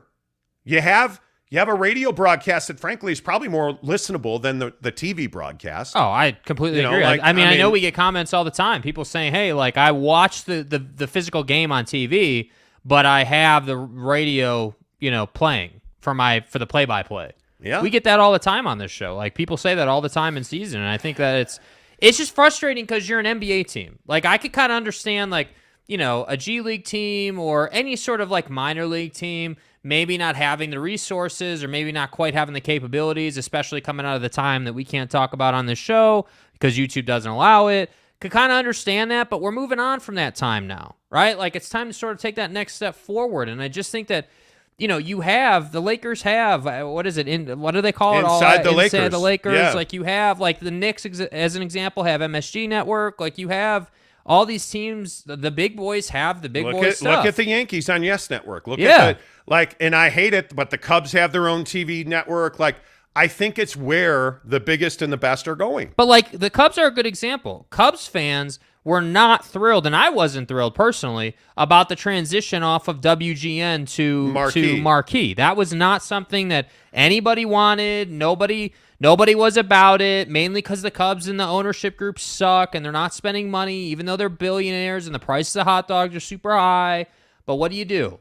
You watch the network because you don't have a choice. And that's what I would say to Ryan Smith and the Utah Jazz. Don't give your fan base a choice. Create something and make them go with it. That's how you win in business. Well, and I think this is something, speaking of the Knicks, like, look at the position the Knicks are in. Yeah. The Knicks are the best example of this. The Knicks have one of the greatest arenas on the planet, Madison Square Garden is a place everybody wants to play basketball. In the greatest city on earth, in my opinion, in New York City, and you have MSG, like you have all this money, and you can't win because your owner's not great at owning. And so what did he do? I'm hoping Jimmy Dolan understands, and so he turned over basketball to Leon Rose, and it looks like Leon's moving the franchise in the right direction. Yeah. Because the owner stepped out of the way. Now, what have you done here in Utah with Ryan Smith? Well, apparently you've stepped out of the way quite early in the process and handed the ball to Danny Ainge, which I think is exactly the right thing to do. Deserves credit for that. I think you hired the exact right coach in Will Hardy. Yes. You're young in the right places, you're developing. The David Fizdale hire is huge because this organization has not historically developed or drafted talent well. Like, you're doing all of these things but to we're put waiting yourself, for that splash. We're waiting for that big step forward. Yes. And I think this season is probably the pain train for the Jazz. So we'll see what happens. I don't know. I just think it's a really interesting conversation. As we talk about new details on the Utah Jazz with Donovan Mitchell and the Knicks, as the Jazz now are operating, under a plan that has Donovan Mitchell and Mike Conley coming to training camp with the Jazz, because it does not appear that the Jazz and Knicks are close to or will be able to put a deal together before training camp starts. And the Utah Jazz also have no interested parties in the NBA right now that are looking to acquire Mike Conley. Now, there's still a belief around the NBA, frankly, that a lot of deals are in waiting. I can tell you that the Jazz have, a deal for Patrick Beverley. If they want to make that deal when he's eligible to be traded at the end of the month, they can make that deal. But there is kind of a domino effect that still has not happened because the Rudy Gobert trade, one, kind of turned the league on its ear. Yeah. The Kevin Durant trade demand, followed by DeAndre Ayton signing that offer sheet with the Indiana Pacers that was matched by the Phoenix Suns. All of those things just continue to throw wrenches in the NBA trade gears. So things have not really moved exceptionally well. So I think there's still a belief around the NBA that there are going to be a number of moves that are going to come down. And if I'm a Jazz fan, I fully expect the Utah Jazz to trade Bojan Bogdanovic to either Miami or Los Angeles. And I do expect Donovan Mitchell to come to camp with the Jazz. Now, what could change that? I think very clearly either the Knicks coming up with a significantly better offer than they have to this point, which I would not expect, or a trade, a 2 or 3 team deal. It'd have to be at least a 3-team deal, that would net the Jazz that same kind of draft pick haul and talent haul that they would expect in return for Donovan Mitchell, a la the trade they made with Minnesota for Rudy Gobert. I think outside of those scenarios, I think Donovan Mitchell is very likely coming to camp with the Utah Jazz, and I think he will be an all-star wearing a Utah Jazz uniform on February 19th. Which I think is also not the main consideration, but I think that's in the background. I think that is something they are very cognizant of. Hey, we can't be just a trash team this year. That's not going to work. And I don't think they ever wanted to be that, and I think that it just, I think that this is a very unique situation. I think that it's unique for Jazz fans, for Knicks fans, and for the NBA. I think people just want to look at it at face value and be like, oh, well, he's not worth 6 picks, so that's a ridiculous offer. But you have to understand what's happening in the context and the situation and what they're trying to do. And I just think that, the TV stuff we were just talking about, when you look at that side of the Utah Jazz business and you combine that with this whole trade thing, there's an opportunity, if they do this right, to be one of the best teams from a total package standpoint in the league. But yes, you got to get a TV or a streaming deal done. You got to move on from this. And that's my biggest question right now. When do we get to move on or sort of put the Don to the Knicks thing to bed for a couple of months? Because that's honestly what I think the team needs when you get to camp. Like, if he's here and you get to camp, you got to put the Knicks thing to bed for a while. Yeah, I think it'll be interesting to see what happens. Let's see. Knicks will be 2026 NBA champions, says. If the Az want to play hardball with Donovan Mitchell, then they stand to lose more than the Knicks. I don't know what the Jazz have to lose here.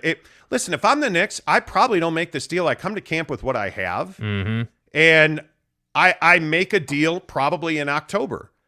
If you really feel like, because no matter what the Knicks do, let's be very honest about where the New York Knicks are. No matter what the New York Knicks do with this Donovan Mitchell trade, they're not winning a championship because of that trade. Let's just get that out on the table now. Nobody thinks that making this deal for Donovan Mitchell, and let's say that it's 3 picks and 2 players. Right. So let's just surmise that you don't trade Grimes, you trade Emmanuel quickly, Obi Toppin, and 3 picks with Cam Reddish to get Donovan Mitchell. Right. Are you a better team the day you make that? Well, you're probably not. You're probably not. You're probably going to score more points. I would guess that Donovan Mitchell is going to be a significantly better defensive player this coming season. But making that Donovan Mitchell trade doesn't make you a championship caliber team, especially not when you look at Milwaukee, Chicago, Philly, Brooklyn. You look at the teams that are really talented in the East. My guess is the Knicks are at least a year away from that. But if you're Leon Rose, you have all the relationships across the NBA to get you more talent that you can acquire either at the deadline in October or right now today. You don't need the Donovan Mitchell deal. No, I guess not. If I'm Leon, I'm walking away from this deal, as I've been told that he has done. I would walk away from this deal, and I would hang on to what I have because you have a good mix of veteran players. I'm curious to see what the long-term place for Derrick Rose on that team is. I don't know, man. You know, I don't know. I think he needs a home. Well, listening to ESPN New York the other day, they were not exactly confident that Derrick Rose would be a Knick or would be a Knick for the full season. And I know that Tom Thibodeau really, I don't know how much influence he has on player movement there. I'm curious how much voice Tom Thibodeau has when it comes to who's on his roster and who's not. Because I know, obviously, he's had Derrick in several spots. As a Bulls fan, trust me, Tom Thibodeau has had Derrick Rose in several places. I've got to believe they have a good relationship. I got to believe that Tibbs would like to have Derrick Rose back. I think Derrick Rose is a very interesting figure in Knick country right now. I think Obi Toppin is one of the more controversial figures in Knick country. How many Knick fans really value him? So if you acquire Donovan Mitchell, but it costs you Grimes and Obi Toppin, let's say, is that a deal that Knick fans are going to be happy about? I would think not. If you're giving up Quentin Grimes as a Knicks fan, I would think that would not be a deal that you would love. Oh, you mean you gave up your entire future for a guy like this? Yeah, that's a problem. I wouldn't be happy about that either. Yeah, I mean, and then you have to kind of look around the scope of the league and figure out, well, hey, you know, if I had to guess today who the best team in the East is right now. I mean, Boston went to the finals. You're probably nowhere near Boston. Yeah, Boston's definitely, I think Boston and Milwaukee are tied for the 2 best teams in the East, and then it's probably Philly, and then it's probably Brooklyn. And if you look at the West, if the Jazz keep Donovan Mitchell, they're not a playoff team, a top 5 playoff team. Yeah. If they trade Donovan Mitchell, I don't think they're a playoff team at all. I mean, there's just the 2 teams just don't have urgency to get a deal done, or it would have been done. And what I would say is if you're the Knicks, you want that KD deal to get done because then I think that gives you more options and more leverage in the conversation. If KD leaves and that deal happens and now you've got another established thing, then I think that helps you. But that's why I keep saying this, and I don't mean to be repetitive about it, but Danny really has set the price for the league, and that's kind of crazy to say on a deal surrounding a guy like Rudy Gobert. With all due respect to Rudy, it's just wild that's basically, again, outside of the DeJounte Murray deal to Atlanta, that's really the only other deal we have. And that deal really, in my opinion, flew under the radar. I don't really feel like that rocked the boat. Yeah, I would agree. I think it's very interesting where the NBA is right now because, I mean, popularity-wise, I don't know that the NBA's ever been more popular than it is right now. I mean, I think all this player movement and drama has been very good for the NBA. I think it has kept people, engaged. I think it has filled gyms for the Drew. Totally. I think it has filled gyms at the summer leagues. Well, look, when you have LeBron at the Drew, you're in a good place as far as the NBA is concerned. Yeah, and you have DeJounte Murray all over. I mean, you're Paolo Banchero. I understand you're young. I mean, did you? Yeah. My God. I mean, I think that, God. DeJounte Murray is on the Prove It campaign, in my opinion. I mean, the guy gets traded, and now he's busting people. And it was one thing when it was a 9-to-5 worker who was just out there playing. Okay, that's one thing. But when you're doing that to Paolo Banchero after what Paolo Banchero did, you know, in the summer league and had all that momentum and everything, and people thought really highly of him, you know, I get it. You're trying to establish yourself if you're DeJounte Murray. And I think that Trae Young, I got news for you, bud. You may not be the best player on that team anymore. I'm just saying, because when you put a guy like Murray on a better team with better talent around him, he can do better things, and I would apply that same logic to Donovan Mitchell. All right, let's run through a couple of these comments because you guys have done a great job today. Thank you so much for watching the show. If you're here right now, please give us a thumbs up and a like. It really helps the channel grow. And I just want to say thanks, whether you're a Jazz fan, and I see all the Jazz fans commenting, all the Knicks fans, thanks so much. We enjoy the conversation. Top Junkie says, let's all be clear, DM is stepping stone to a championship. With Donovan Mitchell, we can now acquire that last piece for 2024-25 free agency. With that said, we have very good young talent. I think Quentin Grimes can be that one of those pieces. Yeah. If you're the Knicks, I'd be really careful with that. Hazansky Gaming says a Knicks trade for Mitchell is not a championship move. It's a step in the right direction to be relevant. After trading Mitchell, Leon still has 8 first-round picks. These guys are hilarious. Well, I mean, it just depends on what you give up for Donovan Mitchell. Yeah, though. I mean, you don't have 8 first-round picks if you gave up 6. You're not giving up. You're not keeping all 8 of your first-round picks if you're getting Donovan Mitchell. I would keep that in mind. Tarek S. says, Coach Tibbs has less power now. He made some personnel mistakes in the past. That ship has sailed. Yeah, I think so. I would agree with that. I would totally agree with that. Kaiser says, I think the Knicks should wait for a superstar to go all in. Like I said, if the Clippers don't do well, I see fire sale happening over there. Or PG-13 try to improve around Kawhi. Kawhi Leonard, by the way, did anybody see Kawhi Leonard? That guy looks like he is talk about prove it. I'm tired of hearing about Kawhi Leonard. Show me you can stay healthy. Show me that you're still the same guy you were. You've been gone for 2 years, bro. Like, I need to see that it's more than just, hey, you've been in the weight room lifting weights. I mean, he missed last year with the knee injury. Yeah, right? I get it. I get it. Joe Ingles did him dirty. I get it. But I don't really care. This is the league you play in. It's a physical league. Yeah. You're supposed to be this guy that plays really physical defense. Like, obviously, you're an NBA champion. You've done it. Like, great. Like, I don't doubt what Kawhi's done. But what I'm saying is, moving forward, if you're the Clippers, you can't just roll out and say, yep, Kawhi's back. He's the same guy. No, I need to see that. I need to see the shot making. I need to see him come back and play that kind of defense. Because the only guy, frankly, that has shown that he's there and healthy and ready to go is Reggie Jackson. Because Paul George has missed time too. A lot of time. So I'm just telling you, Reggie Jackson is the only guy there who I'm like, yeah, that guy you can expect great results from. Yeah, we'll see. JJ47K says a lot of Knicks fans value Obi, Quickly, and Grimes and don't want none to go. But out of the 3, most would be okay with Grimes leaving. Really? I don't know, bro. I love Quentin Grimes, his upside, man. I don't know. If I'm the Knicks, I don't do a deal with the Jazz. I just think the asking price is... Yep. You need to wait for more things to happen in the league, then come back. Quickly or Grimes? That's tough. Quickly has probably done more right now, but I think Grimes probably has the top end. Yeah, I personally would not be married to Obi Toppin. You can get bigs in this league, and I think you have Robinson. Yeah, who I love. So I just wouldn't. Oh wait, hang on, real quick. Ruff's official. Minnesota will definitely be one of the best teams in the East. Yeah, they will. They will. You misspoke one time. Like 3 weeks ago. And it's every day on the show. I love that. CAA Mafia says Nick's got all the CAA clients on speed dial, man. So wait, let me get this right. Hold on. Let me get this right. So let me get this right.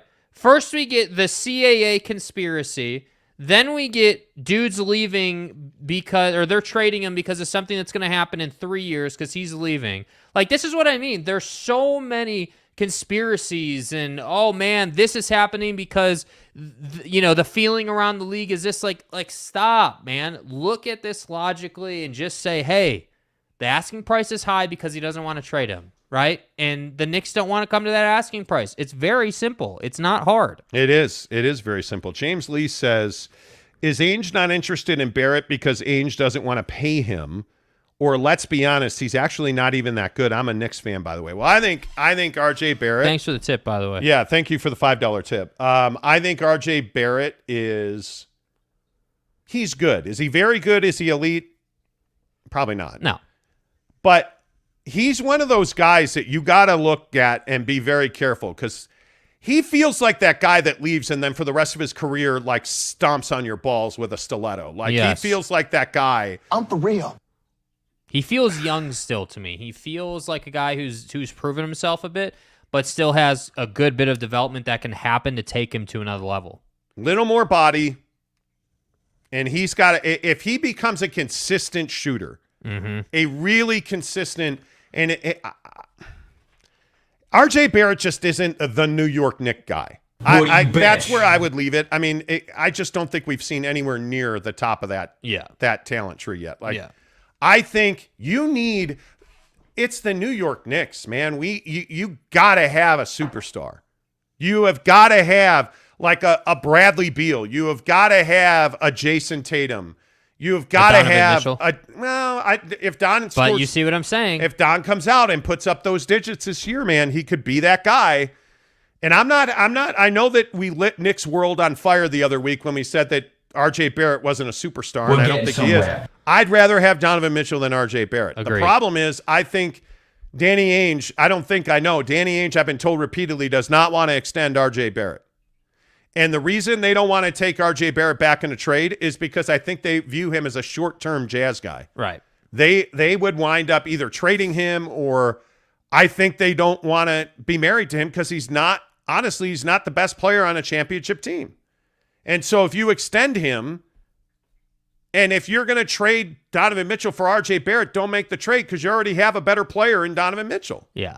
So, I mean, that's where I'd be on it. Let's see. Stuart Dearson says RJ Barrett was one of only 3 players to average 20 points at 20. I get it. Yeah. But I'm not saying he's a bad player, man. And I'm not even saying the reference to that stat is a bad take. I get it. The stat sheet says he's a good player. But again, I'm not a stat sheet guy, right? Like, yeah, Don's got to up his stats. It'd be great if he averaged 30 a night.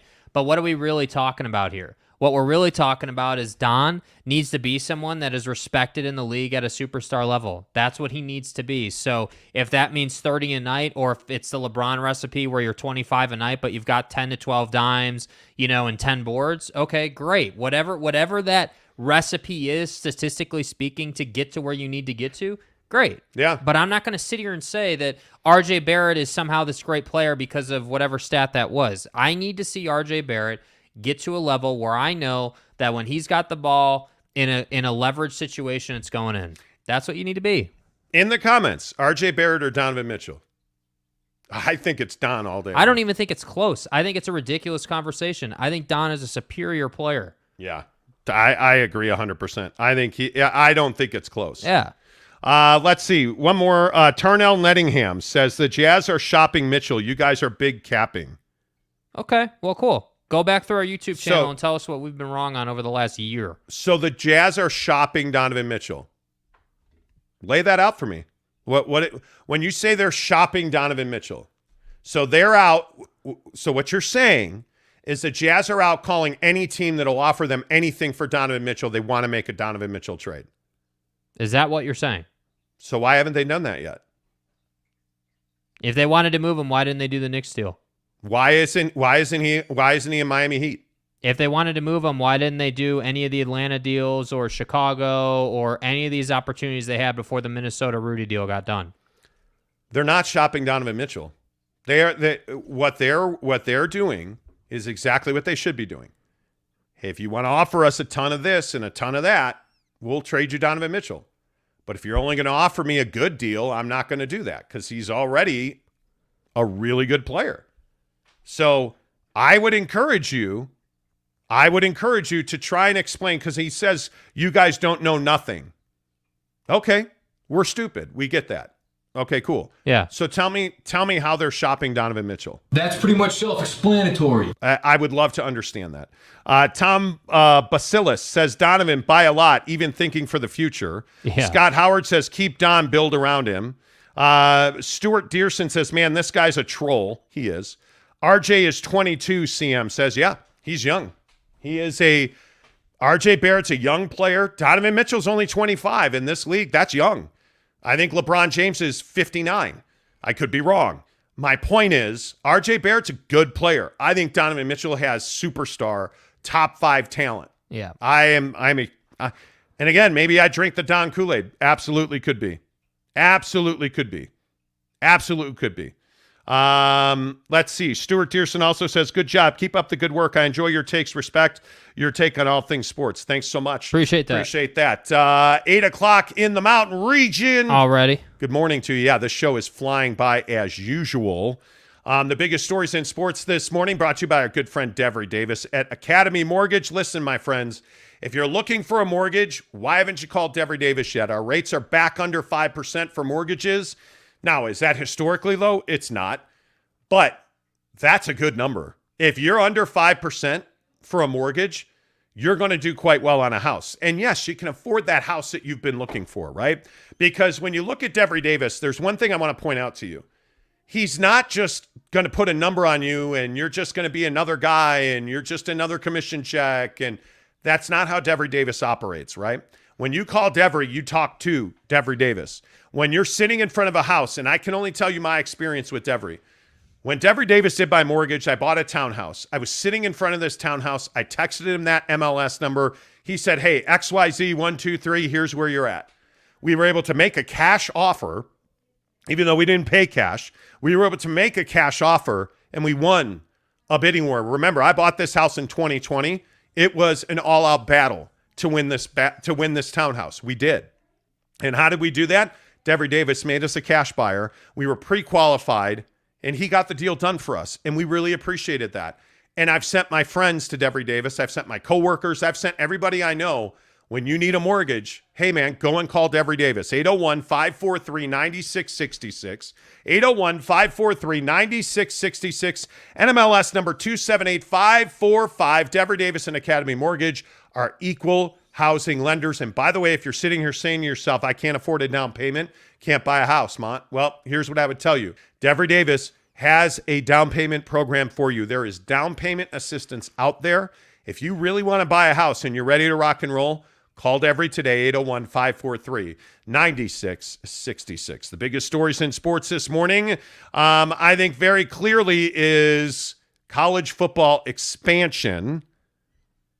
Is Notre Dame going to the Big Ten?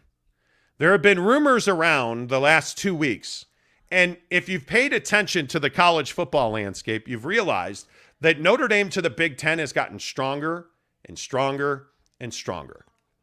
And it would appear that Notre Dame today, on August 8th, 2022, is as close to joining a conference as they have ever been. And it could be the Big Ten. Over the weekend, there were rumors that Oregon, Washington, and Notre Dame would join the Big Ten.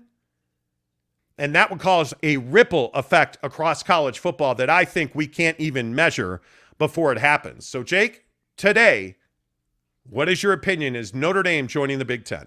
I think that Notre Dame may not join the Big Ten officially, but what I think is going to happen is the Big Ten is going to find a way to put a package together involving Notre Dame. I think that, obviously, it goes without saying, Notre Dame football is a super valuable commodity to have. And I think that, if you can have a situation where, Notre Dame, or there's a Big Ten early game, then you've got Notre Dame, then you've got Ohio State, let's say, playing whoever, I think that's a great setup. I think that for Notre Dame to join a conference, again, it's going to have to check all of Notre Dame's boxes. And by the way, it's going to have to bring Notre Dame more money per year than they make already. So I think that's the challenges. I think if you're looking at Notre Dame to any conference in the big picture, what does Notre Dame want at the core of it? Well, obviously money is the first thing. You're going to want more money in the conference than you make as an independent, right? That would just be the first surface level thing you'd have to have. Number two, I think this whole dynamic around credibility of your conference. Like,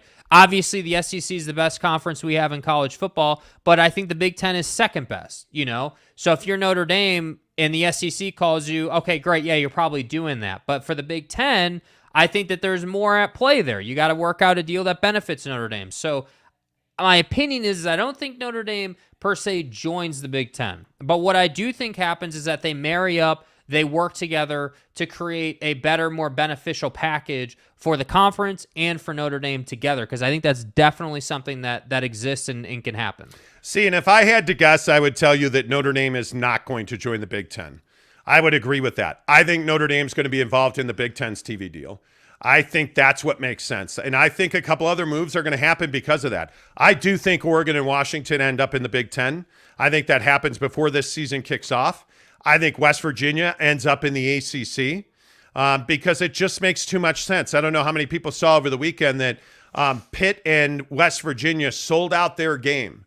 They're going to have 70,000 people in a game that features West Virginia and Pitt. I'm for real. 70,000 people.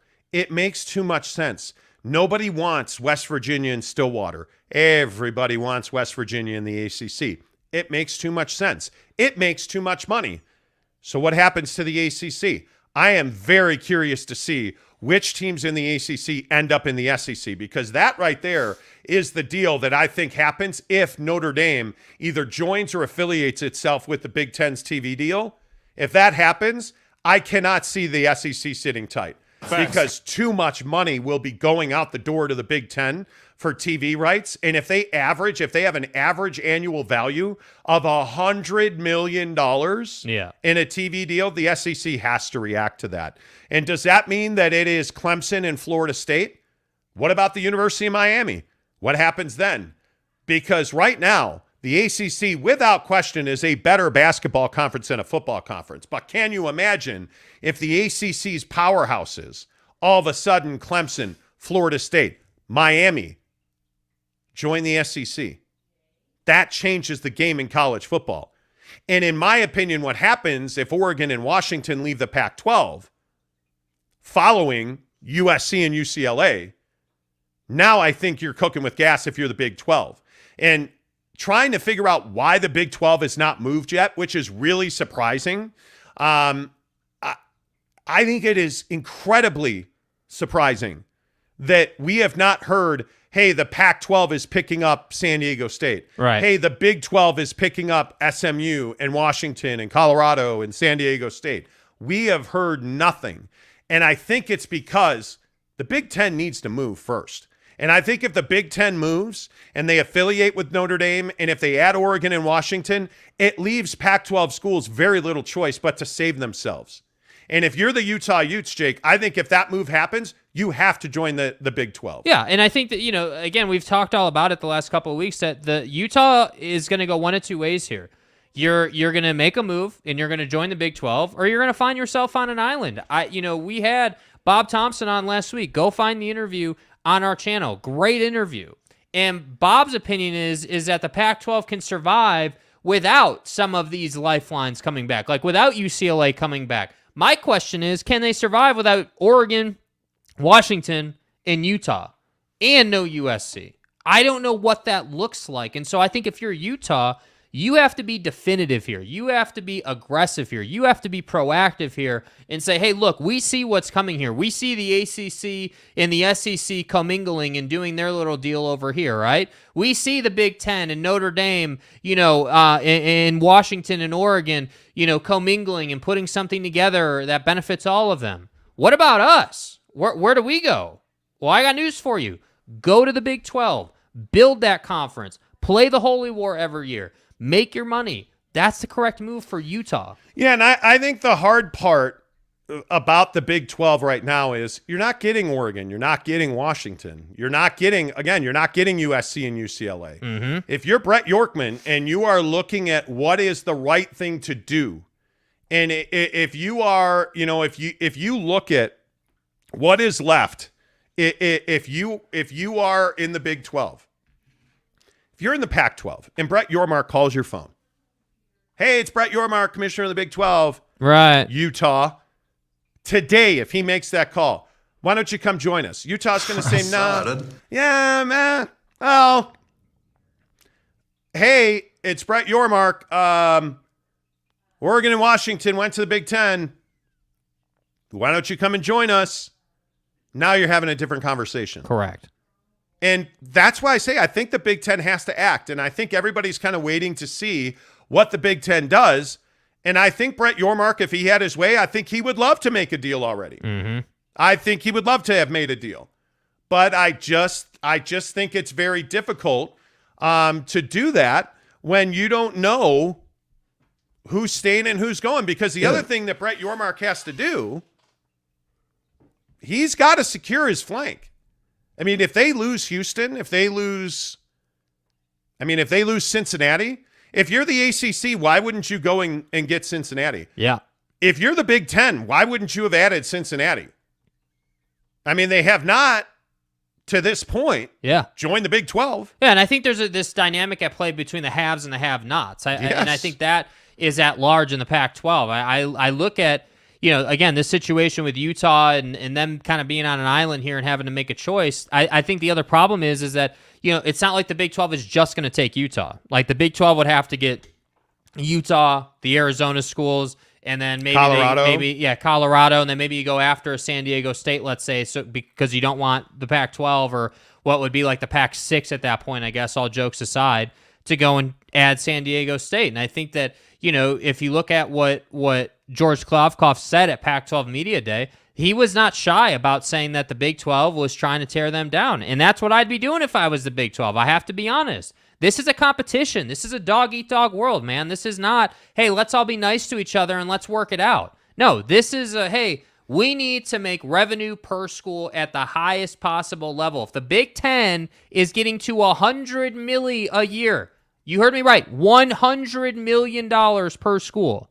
If that happens, that changes the game. That fuels the SEC's fire to get the ACC thing done. That fuels moves. But I also think one of the pertinent questions is, how can the Pac-12 survive? I don't know, bro. If you lose all these 4 teams, I don't know what that looks like. I think if you're the Pac-12, I think you can survive if you lose Oregon and Washington, UCLA and USC, but you have to get Boise. I think you have to go and get San Diego State. I think you have to try and poach Houston, because $20 million a year average annual value per school is not viable. Listen to these it's teams not viable. You're listing off here, right? The Pac-12 is never going to be the same. No, I mean, no.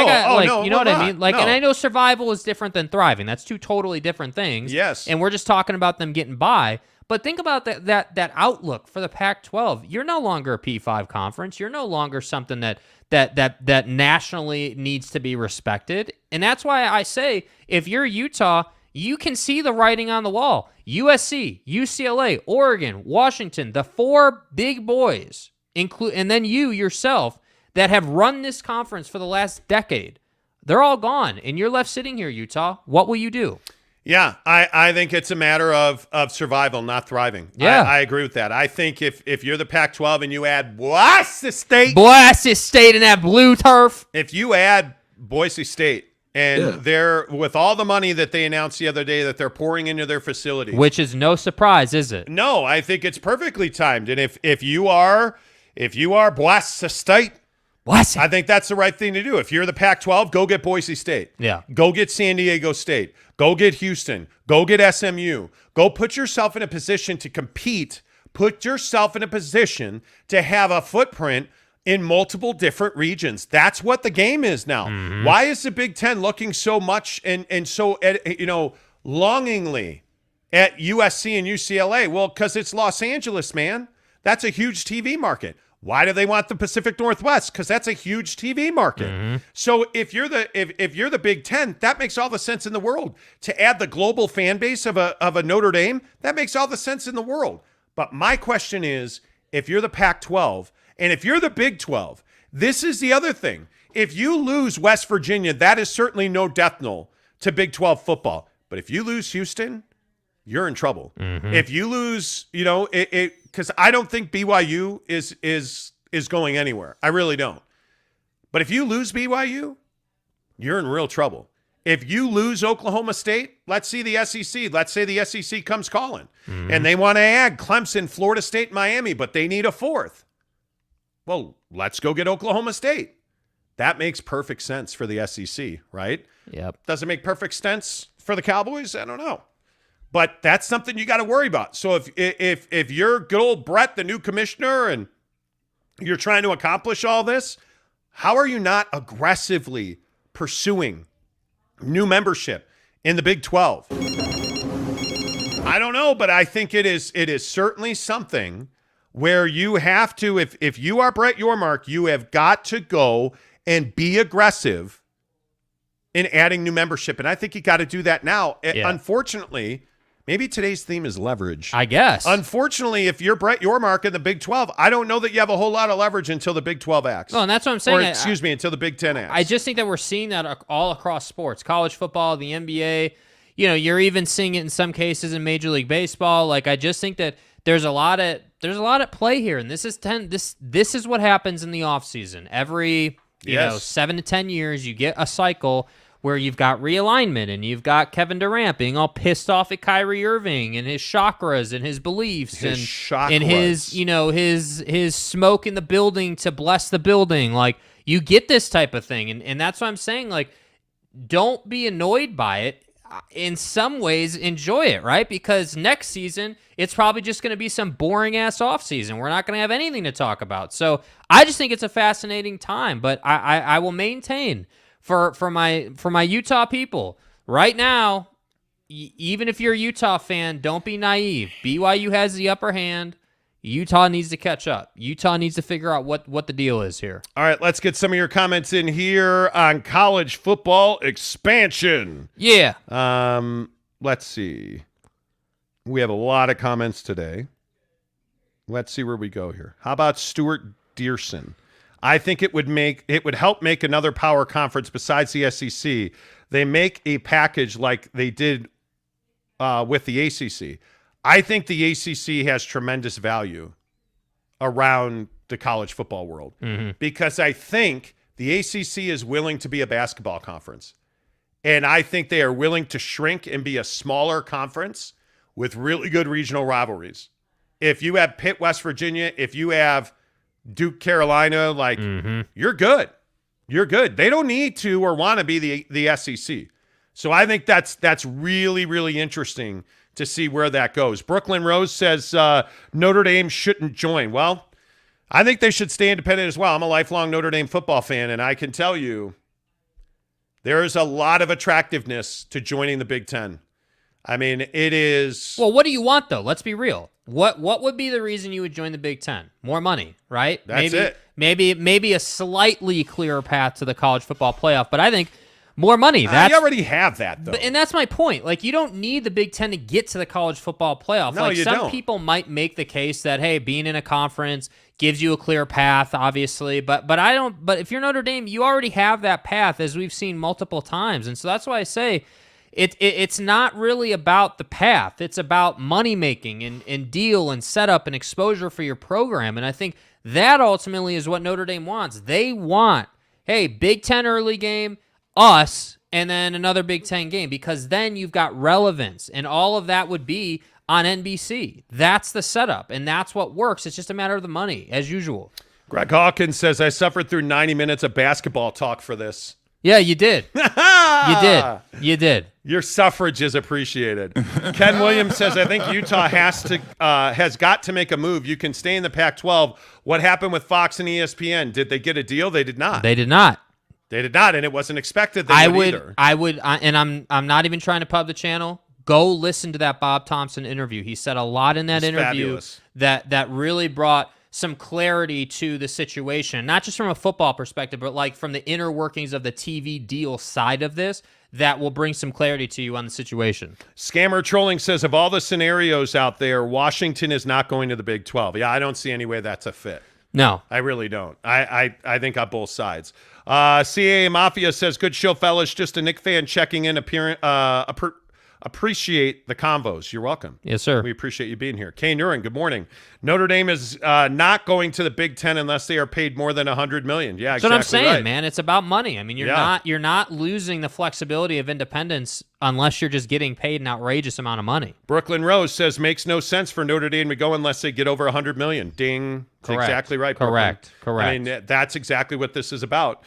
Tanner says the Big 12 not making moves is the same mistake the Pac-12 made last summer when OU and Texas left the Big 12. Well, and again, now we know that President Faust at USC killed that. Yeah. Because the USC triumvirate wanted to, I think the group of presidents wanted to expand the Pac-12 last summer and just did not. Yeah. Because USC was like, nah, we're good. He's an assassin. So I think that, to me, that's an issue. Brooklyn Rose says FSU should go to the SEC. I don't think Florida State is at home in the ACC. Yeah. I think they feel like an SEC team. I just don't know what it's going to take to get them back to winning. Like, to get them back to the days.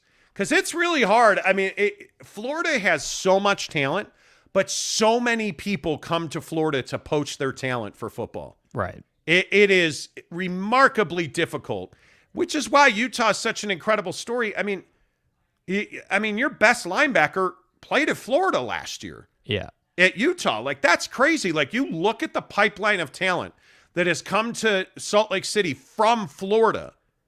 It's incredible.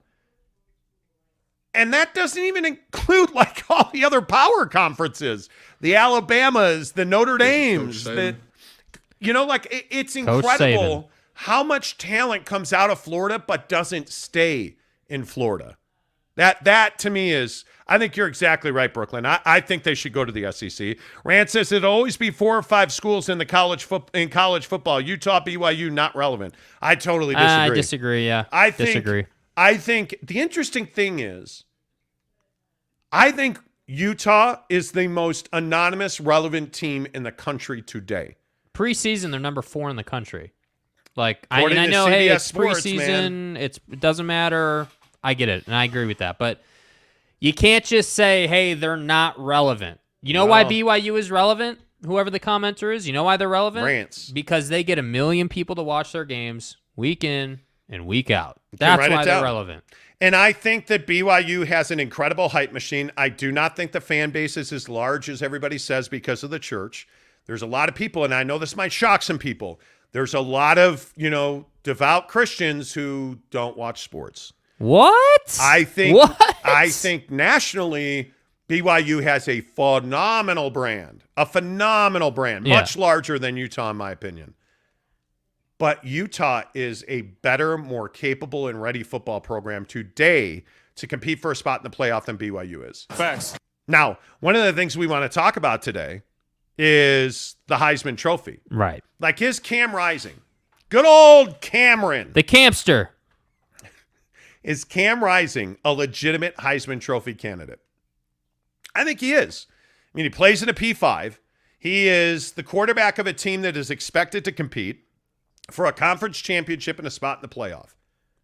If Cam Rising's the reason that Utah gets a spot in the playoff, and if Cam Rising is the reason that Utah wins a conference championship in back-to-back years, Cam Rising should be in New York when they announce the Heisman Trophy winner in early December. He should be there. He will have earned that. Yeah.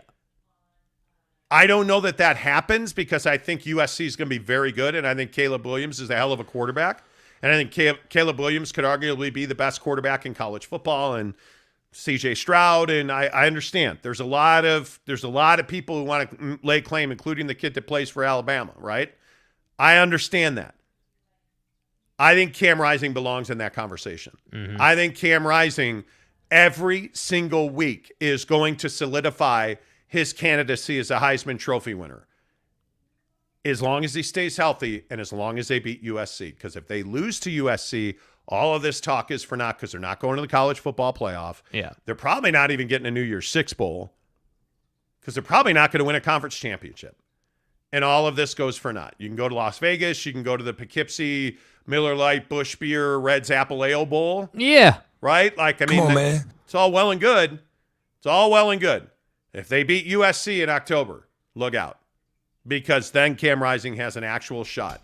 And I think they have a really good shot because I actually do believe that their offensive line at Utah is going to be better. They're going to be able to run the ball. I think they're going to be sneaky good deep down the field because I think their wide receivers are going to be better because nobody knows who they are. Yep. I think that Keithy and Kincaid have to have big years.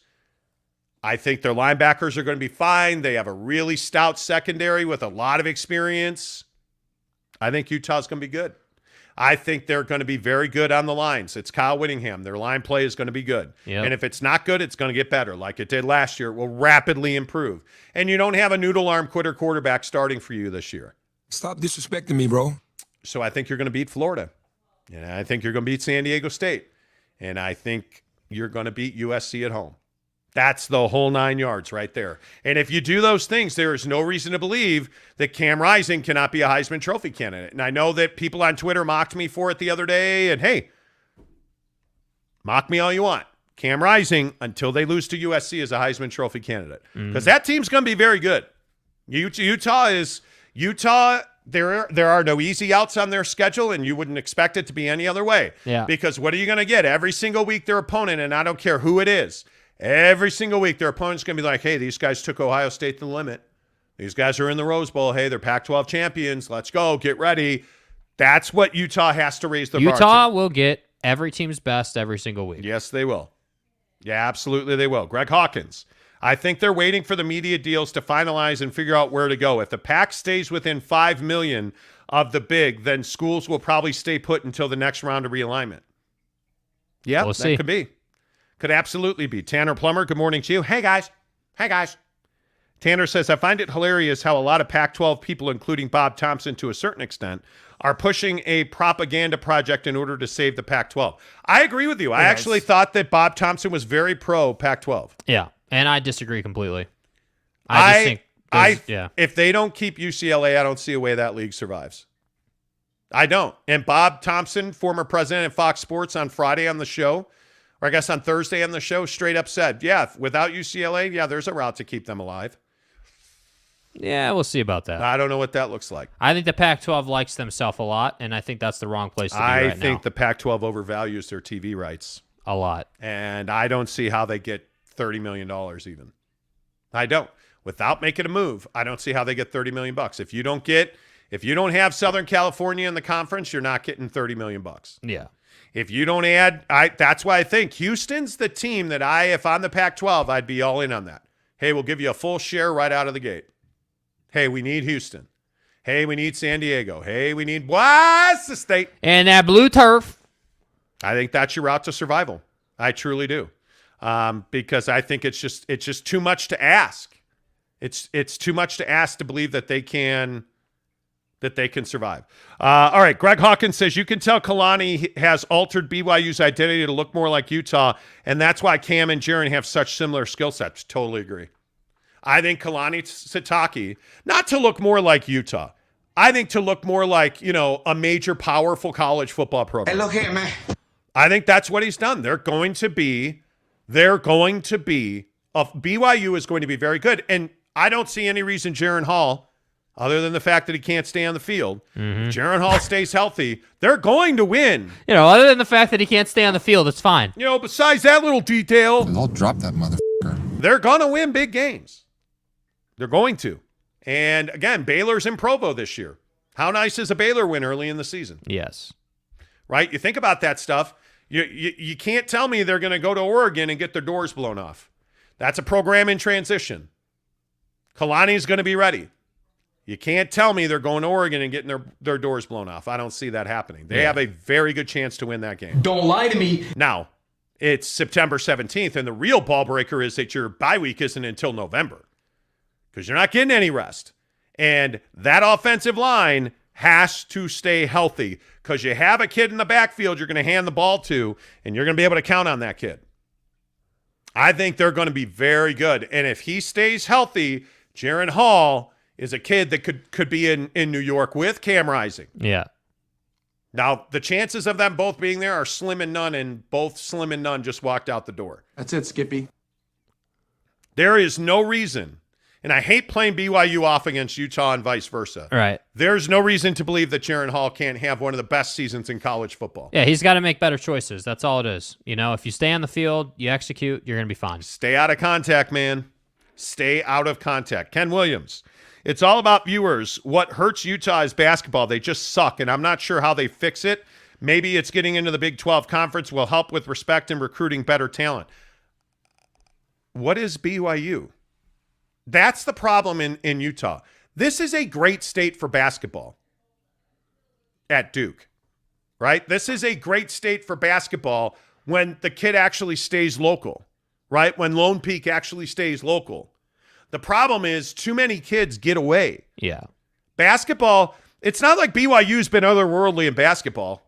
I mean, let's be honest about it. Neither Utah, now Utah's been really bad, but Utah and BYU have to be better at basketball.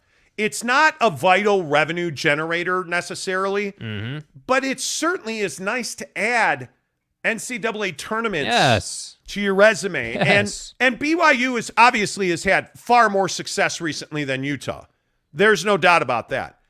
We need to get back to the days of the Jimmer. Right? We need to get back to the days of the JIMMER. That's right. We need to get back to the excitement of the tournament. Yes. Yeah, we need to get back to those days. We need to get back to the Van Horns and the Millers, and we need to get back to the Sean Bradleys. We need that kind of development locally. We need to pipeline the talent in the state of Utah to stay in the state of Utah, especially in basketball, because it's exceptionally difficult. And when you're in the WCC, okay, cool. When you're in the Pac-12, that's an athletic conference. I mean, now it's not a great basketball conference, but are you ever going to out-recruit Arizona? Are you ever going to out-recruit UCLA until UCLA's in the Big Ten? Probably not, right? Like, I mean, you're not – Oregon has had some sneaky success. I don't know if you noticed, but one of the best three-point shooters ever went to Oregon State, right? I mean, you have to at some point take that step up if you're Utah basketball because there's no reason for it. Yeah. There's no reason for Utah basketball to struggle. There's not. You have a really good coach. You have really good infrastructure. I think Harlan's an excellent athletic director. Got to recruit, man. There's just no reason for it. Now, again, both these programs are kind of in flux. You're going from, a guy like Coach K left you in a terrible, Larry Kraskowiak left you in a terrible place. But you look at Dave Rose and that transition and, you got to get better now. You got to get better now. That's really what it comes down to. Rand says basketball at least is more level than football. Well, that's true. Greg Hawkins says basketball doesn't move the money needle, though, except for 1 month a year. I totally agree with that. Football's a moneymaker. Yes, it is, Rance. I would agree with that. Rance says Utah schools could end up like Nebraska CU in 4 or 5 years. NIL portal stuff. Well, listen, I'm going to tell you right now. Yeah. I don't know what Utah's doing NIL-wise. It is so frustrating to try and figure out how to reach Utah players for NIL deals. Yeah. It is incredibly frustrating. Like for BYU with Coug Connect and like all of the programs working at BYU, easy to do NIL deals with BYU players. Right. It's damn near impossible at Utah. Like, forget it. It is damn near impossible at Utah to do anything of that's productive even. Well, and it's like they think that NIL doesn't exist on a certain level. I mean, it is literally like, hey, we're going to make it super difficult to do anything, and our players are not readily available. Cool. Well, I got news for you. Little brother down south, team down south, BYU makes it very easy. And so then when later this year, when things start moving and, you see more BYU players doing stuff, you're a Utah fan, you're like, hey, what the hell is happening? Well, that's what's happening. Why is there a bias to BYU? Yeah, and it's like, no, dude, there's not a bias. Well, it's because of things like, but with all due respect, like guys like Coug Connect and that group of people are actively out doing things. They're like actively out communicating and they're creating content. Like who's the NIL people at who's the group of NIL boosters supporting Utah? There's not one. There's not one. There's not. And it's damn near impossible. I don't understand the Utah NIL thing. I got to be honest with you. How is Britton Covey the only one who ever did anything? I don't understand. And listen, the Built Bar deal is not what I'm talking about. The Built Bar deal is spectacular and scholarship money, spectacular deal. But what is Utah doing? Somebody explain to me how there is such an imbalance in NIL effort, money, results from ton to TDS. That's Team Up North. See what he did there? So Team- so TUN, Team Up North, and then TDS is Team Down South. You see how that kind of comes together and everything? He did a really good job, like, with the abbreviations and the proper nomenclature here. Nomenclature. Yeah, the proper nomenclature. Because Team Up North and Team Down South. I would love to understand why Utah is struggling with NIL. Because honestly, I don't understand it. And I'll just, because they've been great to deal with. The guys at Coug Connect have been fabulous to deal with. They do a great job. They really are. I mean, they're out in front of it. They're on the forefront. They are setting precedent for NIL. Like, Coug Connect is doing everything that you want to be doing. And nobody at Utah is doing anything close to what Coug Connect or anybody else at BYU is doing. Yeah. How? Yeah, and it's frustrating. Honestly, it's frustrating because it would be great to get. It's amazing to me. The Dalton Kincaids of the world, the Keiths Cam Rising. Cam Rising, like any of these guys. But Utah just makes it difficult. So, and the thing that is, well, I don't even know that Utah makes it difficult. There's not an alumni pipeline of effort and energy at Utah. But that's my point. Like, it may not be. So when I say Utah is making it difficult, I don't mean that the AD at Utah is like intentionally making NIL difficult. That's not what's happening. It's quite the opposite. So in NIL land, the school can't really even be involved, if that makes sense. You have to go and read on it and everything. But the point is that the way it works properly is you have a group of people, boosters, or you have an alumni program. Yeah. You have people in your alumni base that are out willing and able, working to further the cause of the current players and athletes at your institution. Yeah. And I can tell you, Notre Dame's NIL stuff, out of this world. USC's NIL stuff, out of this world. Fight on! Oregon's NIL stuff, out of this world. How on earth is Utah they're not behind the curve. Don't get me wrong. They're not behind the curve. They don't know where the curve is on NIL. Like, I'm being serious. Like, you're not behind the curve. You don't even know what the curve is at Utah on NIL. And it's shocking to me. You're doing all of these great things educationally, facilities-wise. You have all of these alumni, and Ute alumni are fantastic. Yeah. Fabulous. Unless it's NIL. Yeah. How is there not a group that are not promoting current players in the community at Utah? It's stunning. Yeah. As somebody, and I can tell you, one of the things we've tried to do is we have tried to connect with Utah players to make them money through our partnerships and have them on our show. Haven't gotten a phone call back. Haven't gotten a text message back. Haven't gotten an email back. We have ad partners wanting to attach to Utah football players. Can't get a phone call. Can't get a contact number. Nothing. No, I guess not. Nothing. At BYU, like, it's an avalanche. Hey, what about this guy? Hey, what about that guy? Hey, like the guys at Coug Connect. Oh, yeah, sure. Like, you call those guys one time. One time, done. Done. Great communication, easy process, great. Hey, like, My mind is blown! what are you looking for? Hey, this Not is what rocket science. Like, and the conversations are easy. The conversation, it's all about taking care of the player. Hey, well, XYZ, like, at Utah? I'm like, at Utah, in all seriousness, you know what you get? Crickets. Bro, that's what you get at Utah. You get crickets. And so the kids on the team, in football and basketball specifically, what do they get? Not what they should be getting. Because I can tell you they're lined up down the block at BYU. Yeah. And there's no line at Utah because you just can't communicate with them. Yep. It's crazy. Let's see. Rena Rocha says Texas Tech NIL is out of this world. Yeah, agree. Kay Nurin says BYU football is going to beat Utah every day of the year. Well, and I think it is.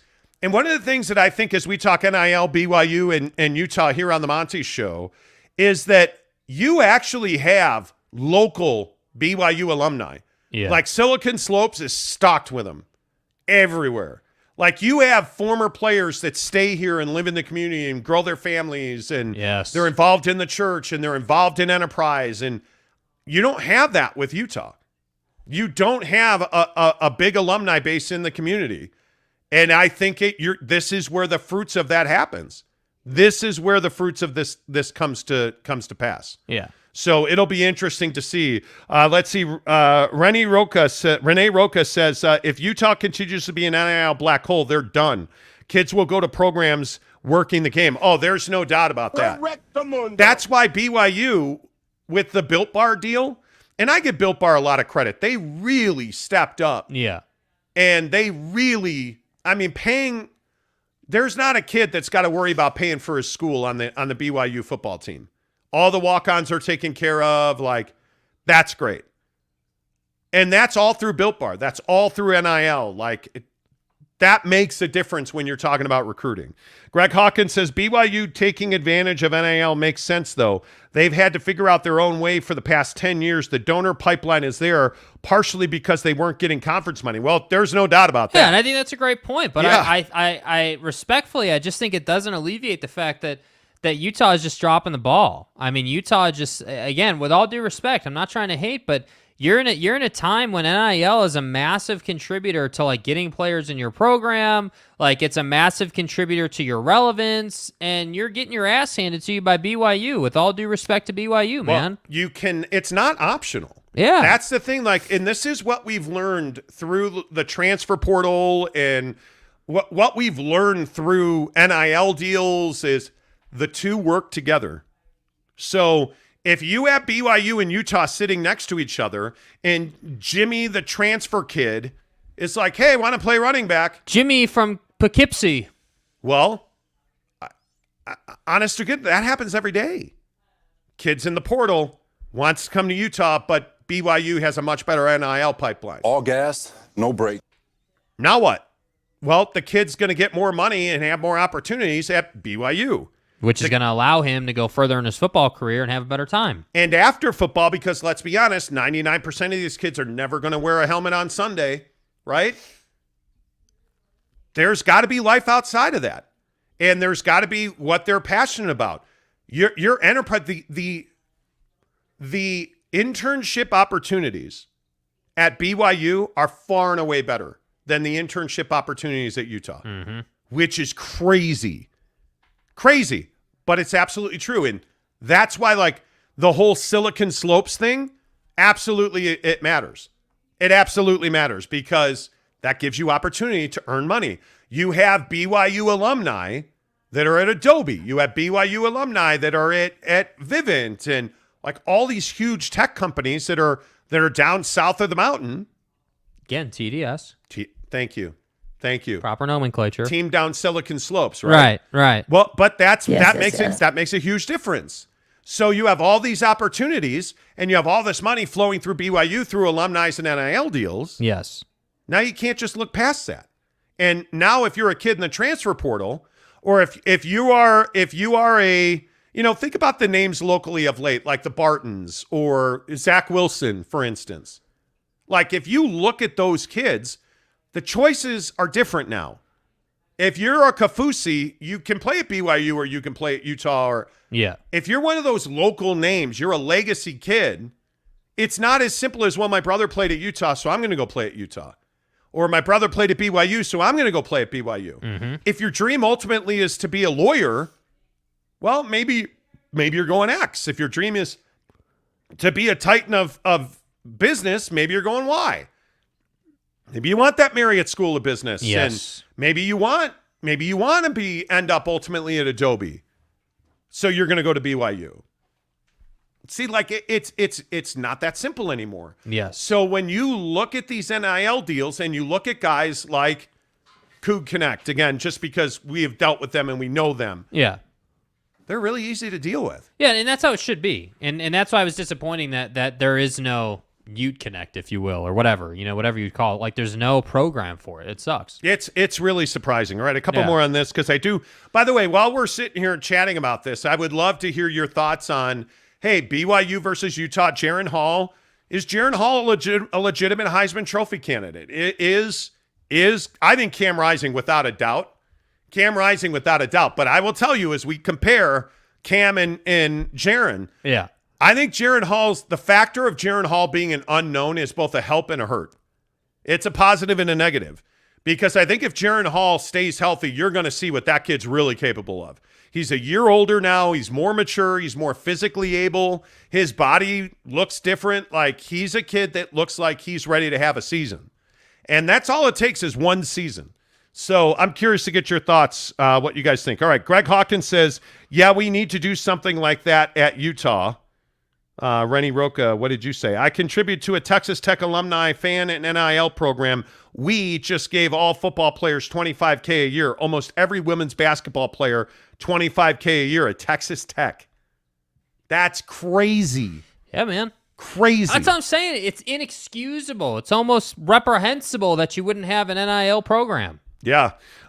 Steve Peterson says, with Utah no longer having the P5 advantage and add the NIL deal, BYU will be getting the LDS kids that are good and would have normally gone to Utah. Well, and I think, the church is interesting. This scandal in the church that broke over the last couple of weeks, there's been a lot of talk about how that will impact, the relationship with the church, and how that will, how will that impact, a kid's allegiance to BYU because he's in the church, or, now maybe he's falling away from, like, the church is such an amoeba, like, it's constantly changing and evolving.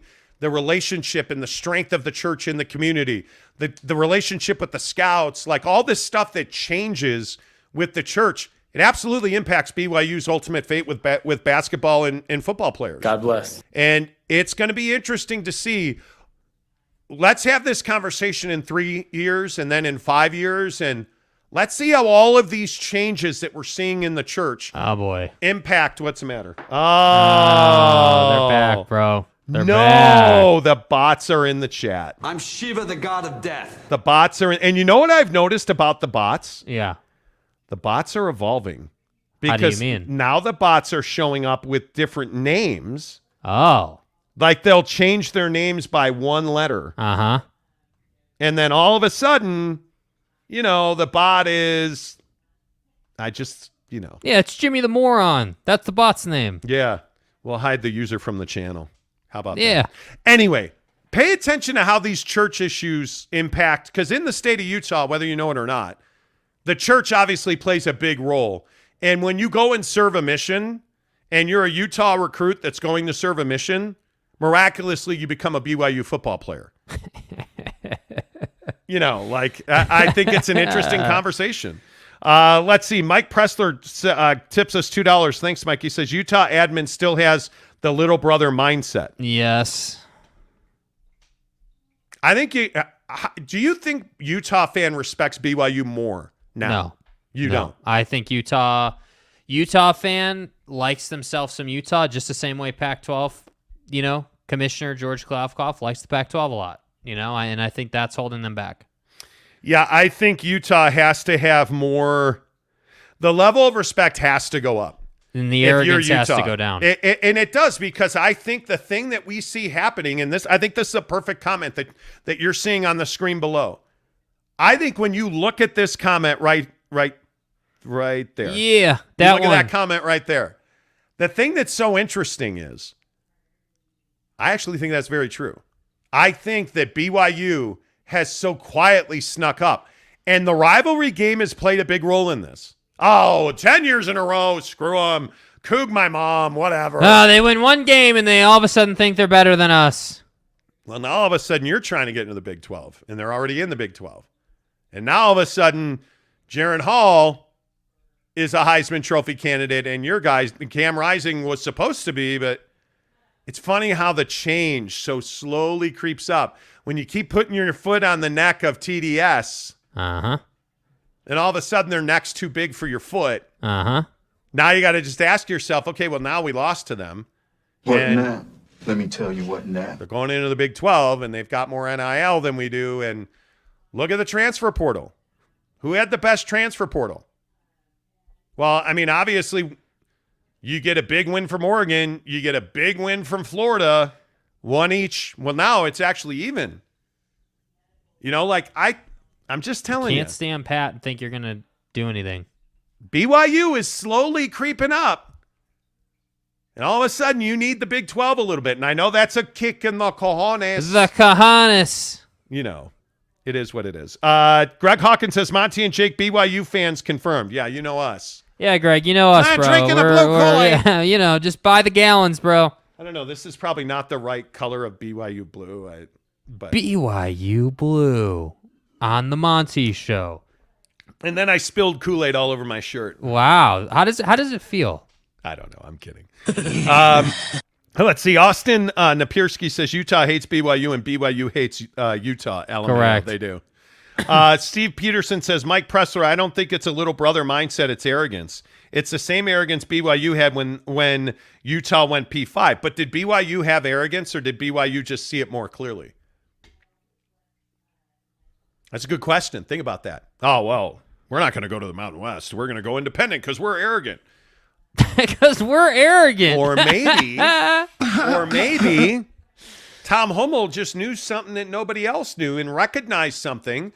Maybe he was an innovator and went independent for 10 years and kicked ass and had unbelievable scheduling and had unbelievable relationships and made unbelievable money. And, oh, by the way, there was that little ESPN deal thing that they did that, you know, was a huge success. Who the f*** is that guy? So was it arrogance or was it, hey, we're going to go independent? Yeah.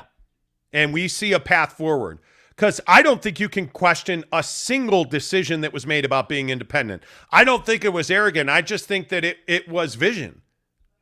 It was vision. I probably am too respectful of Tom Homo, but I think that guy has just absolutely reinvented the wheel in college football revenue making. Yeah. And I'm interested to see what they do. How does BYU continue to evolve NIL? Because let's be honest, NIL right now is the Wild West. Yeah. And I think it's got to be streamlined. Kay Nurin says Zach takes off, has a great year. I think he could. The Jets. Did you see that one-handed catch he made? Or the video of the one? Yes. One-handed catch for Zach Wilson. What's the matter? Dude, like, eventually we have to stop being like, oh, this kid's going to have a great year because he made a one-handed catch on the sideline on BYU radio. Like, come on, dude. Like, the guy, Zach, has a lot of potential. Zach can be a very good quarterback in this league. But he plays for the Jets. And when you play for a crappy organization that's crappy at footballing and hasn't been relevant in 10 years, it's going to be a challenge. And that's why I say, like, let's not expect this kid to just carry them to the postseason. I do think he's going to be better. I do think his body is in way better shape. He lifted a ton of weights over the offseason. He's clearly put on some muscle. And I think that's going to help him. And I look forward to what he can do. But the one-handed catch thing, it's a prime, you know, BYU gimmicky thing to roll out there. Oh, well, he made that one-handed catch at Jets practice. Look how good he's going to be this year. Literally nothing to do with being a quarterback. Well, but he's also looked really good in training camp. I mean, I will agree with that. I mean, yeah, you don't think he has? Yes, he's looked okay. I'm not going to sit here and say the kid's looked amazing. Like, this is very simple. Hey, week 1, come out and stop throwing interceptions. Like, come out and show me that you're a better decision maker. This is the same thing I say about Jaren Hall. Dude, come out and show me that you're not going to try and run over a 250-pound linebacker who's ready to eat you for lunch. Jake, like, who hurt you? Nobody. You seem... Nobody, but I'm just telling you, I'm not going to give Zach Wilson the benefit of the doubt. I'm tired of hearing about your mom and her friend and that you have that dog in you. I want to see that you can throw it 65 yards down the field. She had his prairie dog. Yes. You know. I think Zach Wilson's prime for a big season. Now, you're right. He's got to go out and throw the football and have a big season. But I don't know. Everything seems to be breaking right for BYU. Like, I don't know. It's all man. convenient. The football program at BYU is in a really good spot. But the Christopher Brooks win was, I mean, Tyler Algier went on to the NFL. Let's go get Cal football's best player. Like, are you kidding? Like, everything they touch turns to gold right now. Yeah. And you're hating. I don't understand it. Is what it is, bro. Steve Peterson says, sorry, I meant along the lines of Bronco not going after talented kids, not independents. Bronco was like, the kids are LDS. They're coming here and didn't do anything to get them. Well, that's true. That's very true. Brian Clegg, good morning, too. He says, hey, y'all, good morning. I actually made tail end of the broadcast on my day off. Anyways, I'm pretty impressed with myself about it. Well, attaboy. Brian, congratulations. Attaboy. Congratulations. I am proud of you. I love that show. You know. People think Zach Wilson's going to go wild because he made the biggest offseason move in BYU history. Wow. See, we bro. Wow. He ain't wrong. By the way, did anybody see Lisa Wilson's eyebrows on her Instagram? Like, I don't. Women and eyebrows are a problem for me. Dude! Yeah, like. With all due respect, I don't understand this whole paint your eyebrows on your face and let's just act normal thing. Like, aren't you the Joker at that point? If you're taking paint, like... Oh, my God, dude. I've never understood eyebrows. And now... Where's the Italian? Now, I got to tell you, as an Italian... Yeah. As I am wanting to be, I'm Italian and Irish and stuff. As an Italian, I have quite the bushy eyebrow that I actually, yes, I do. I pluck my eyebrows. I will never paint my eyebrows. I'm not doing it. I just thought that you would appreciate me treating you like an adult. No, I'm not. Don't paint your eyebrows on your face. If the ink isn't dry yet. Listen to me. Listen. Linda. Listen, Linda. Lisa. Lisa. Lisa. I need to give Lisa Wilson some beauty tips. Her and I, and she won't come on the show, by the way. I think I told you that last week. Her and I were texting on Instagram. Mm-hmm. She won't come on the show. She's like, nah, bro. They texted. Maybe she's learned her lesson. But first of all, am I the only guy that plucks their eyebrows? Do you pluck your eyebrows? No, idiot. What? No. What are you doing with your life? Anyway, it is what it is. All I'm saying is... You can't paint your eyebrows. Anyway. Your best point was she paints her eyebrows like black, right? Yeah. And then goes on Instagram and does her little hit and just plays it off totally normal. Nothing has happened. Now we should I just screen record this or? It won't work because you got that won't work. What won't work? The screen record thing. Why? Because we got to change it to MP4. Can't be. That's movie. Sorry, bud. At some point, maybe we can. Maybe tomorrow.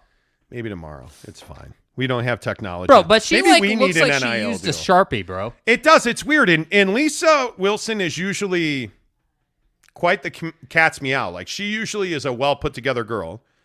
And goddamn, like today she got on the Instagram and was like, whoa.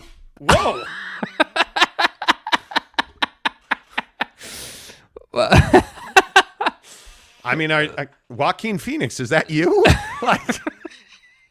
What's up, motherfuckers? It was actually jarring to me to flip on her Instagram and be like, you know what I mean? Instant boner killer. Guess what? Whoa. Today Monday, motherfucker. Whoa. Hey, it's Monday. Lisa's rolling up on the gram. Watch out. Anyway, stop. Yeah. Well, hey, look, Coot Connect's in the chat. Dude. He says the Joker, LOL. Yes. Yeah. Brian Clegg says I pluck my nose hair. Stop it, dude. You do not. I've made that mistake twice. Bro, how often are you crying after you pluck those nose hairs? That's the worst. When you when you try to. I can't stand when I have a nose hair curling out the nostril. So and then it itches and everything. And I'm the guy that will yank it. Yeah. I'll never do that again. Oh yeah, you yank it, huh? Don't we all? Anyway, yeah, no. I probably trim my nose hair twice a week just to be sure. I'm yeah. Okay, let's move on. Talking with Raphael podcast says, I used to or else I had a unibrow. Yeah, you have to. Tanner Plummer says, I don't pluck my eyebrows, but I know some guys who do. Hey, okay. guys. All right. Well, thanks for keeping it real. Giggity says, can't have an Anthony Davis unibrow. No, you can't.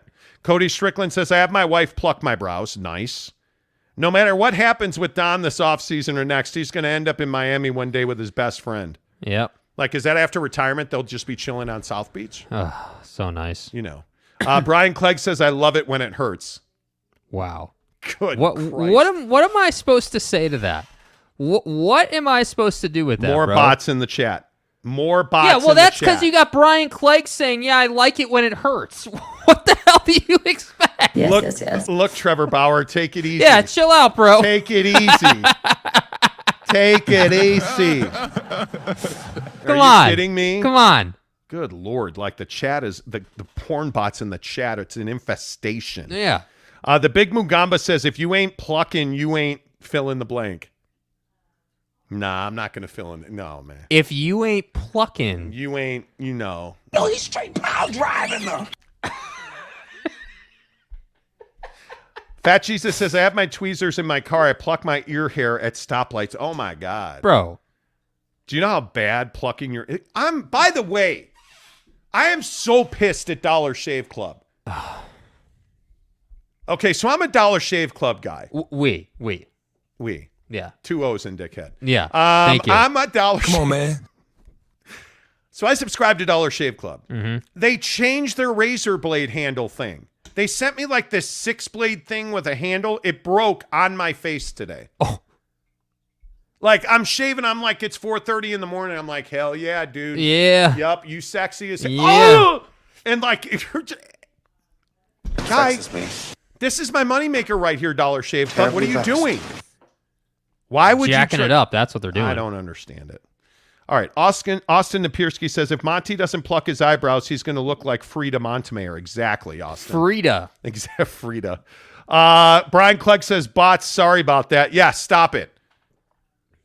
Coot Connect says, bot invasion, we need Will Smith up in here. Yes, we do. Exactly. Matt Shaw says, get an electric nose trimmer. I have one. I have a really good nose trimmer. I was going to say battery operated, but that would have led to bad Obviously comments. not. Raphael says, Brian Clegg, I plug my nose hair too, and the pain goes away once you get used to it. So you feel the pain, but then God. it kind of goes away once you get used to it. Dude, the bots are on lock right now. Bruh. What How is many going bots? on Well, today? you know what it is. It's because we have 2,200 views on this video right now. It's live. That's the problem. What is going on with this? Yeah, the bots you today? can see. You can see. It's almost like I feel like once we get to like 1900 on the show, then they start coming out. They're like, Yeah, all right, you're my approaching God. 2,000. It's time for the bots to roll in. What is the story? Yeah. Shamalzi says, talk basketball. Bruh, we did. We did. We did. Go back in the show. It's fine. Kane Ern says, only trim nose hair and eye hair. See, I tried that once, and I cut off like half of my eyebrow. So I was like, no, bro. Can't do it. Doesn't make you feel responsible. Cannot do it. Brian Clegg says, not as rewarding for me as to trim them. So the pain is real. Okay, this feels awkward. David Brown says, nice Jordan poster. Yeah. Thank you. It's one of the original Gator. Bruce at the Bud Plant gave us that. Yeah. Like years ago. And to be clear, that's Budweiser, not Bud Weed. Like weed. Yeah, that's different. No, Bruce at the Bud Plant. Yeah. That's an original Gatorade poster, by the way. ABC Kids Zone says, Don is more marketable than many other of the top 25 players, including All-Stars.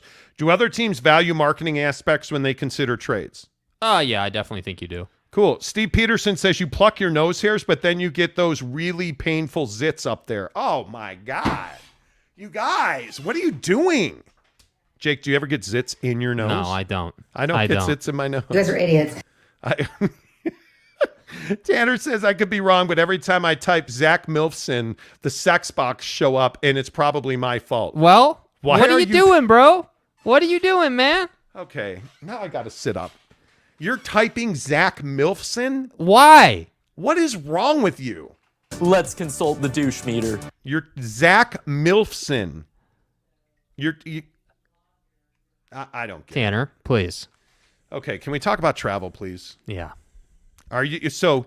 I have turned you into a snob here at 9 o'clock on the Monty Show. Let's before we do that, before you consider cattle class versus first class, Right. let's remind you that we're sending 2 listeners, or a listener and a +1. So Zach Milfson and his ex-girlfriend. See if it's Zach Milfson. Zach Milfson. Okay. We're sending a listener to Las Vegas to see BYU and Notre Dame in the Shamrock Series. Yeah. It's October 7th and 8th. You get 2 nights at the Palms Resort Hotel and Casino. You get 2 tickets to the game and a $250 gas card to get you there, and it's pretty easy to execute, my friends. All you have to do is go to any of our 5 Utah barbecue pit stop locations, including Logan, Layton, Lehigh, Salt Lake City, and St. George. There's a box on the counter, and it says, hey, enter to win. And our beautiful faces are on there. Yeah, you can't miss it. Fill out the slip, drop it in the box. You too could win a trip for 2 to Las Vegas to see BYU and Notre Dame in the Shamrock Series. Thanks to our good friends at Barbecue Pit Stop. Now, I got to tell you, I'm not a casual. Unlike some people. You're not a casual. Unlike some people. See, I would never bake wings in an oven. You're casual. I'm not a savage like that. No. I have a Traeger Ironwood 850 smoker in my backyard. Excuse me. It's not an 850. It's an 885. Excuse me. Hey, I'm not a casual. How'd that KitchenAid oven cook those wings yesterday? Yeah, Dick? not great. Okay. Anyway, the point Cut is, me some slack. You dummy. The point is, I put him on the Traeger 885, Ironwood 885. Hey, guys. I dropped in the competition mix pellets. Yeah, no, I'm not even. No. Turned it up to 425. Put the wings on with the Italian seasoning that I got at Barbecue Pit Stop in Lehigh. Where's the Italian? Knocked it out, 425, 35 minutes, perfect wings. That's what I do. It's what I do. Thanks to the guys at Barbecue Pit Stop, which is where I got my Ironwood 885 smoker from. Yeah. And my competition pellets and my seasoning and my tools, because you get everything you need. And did you know now that Barbecue Pit Stop actually has a meat counter in every store?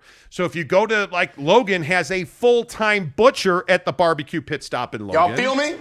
You need your meat?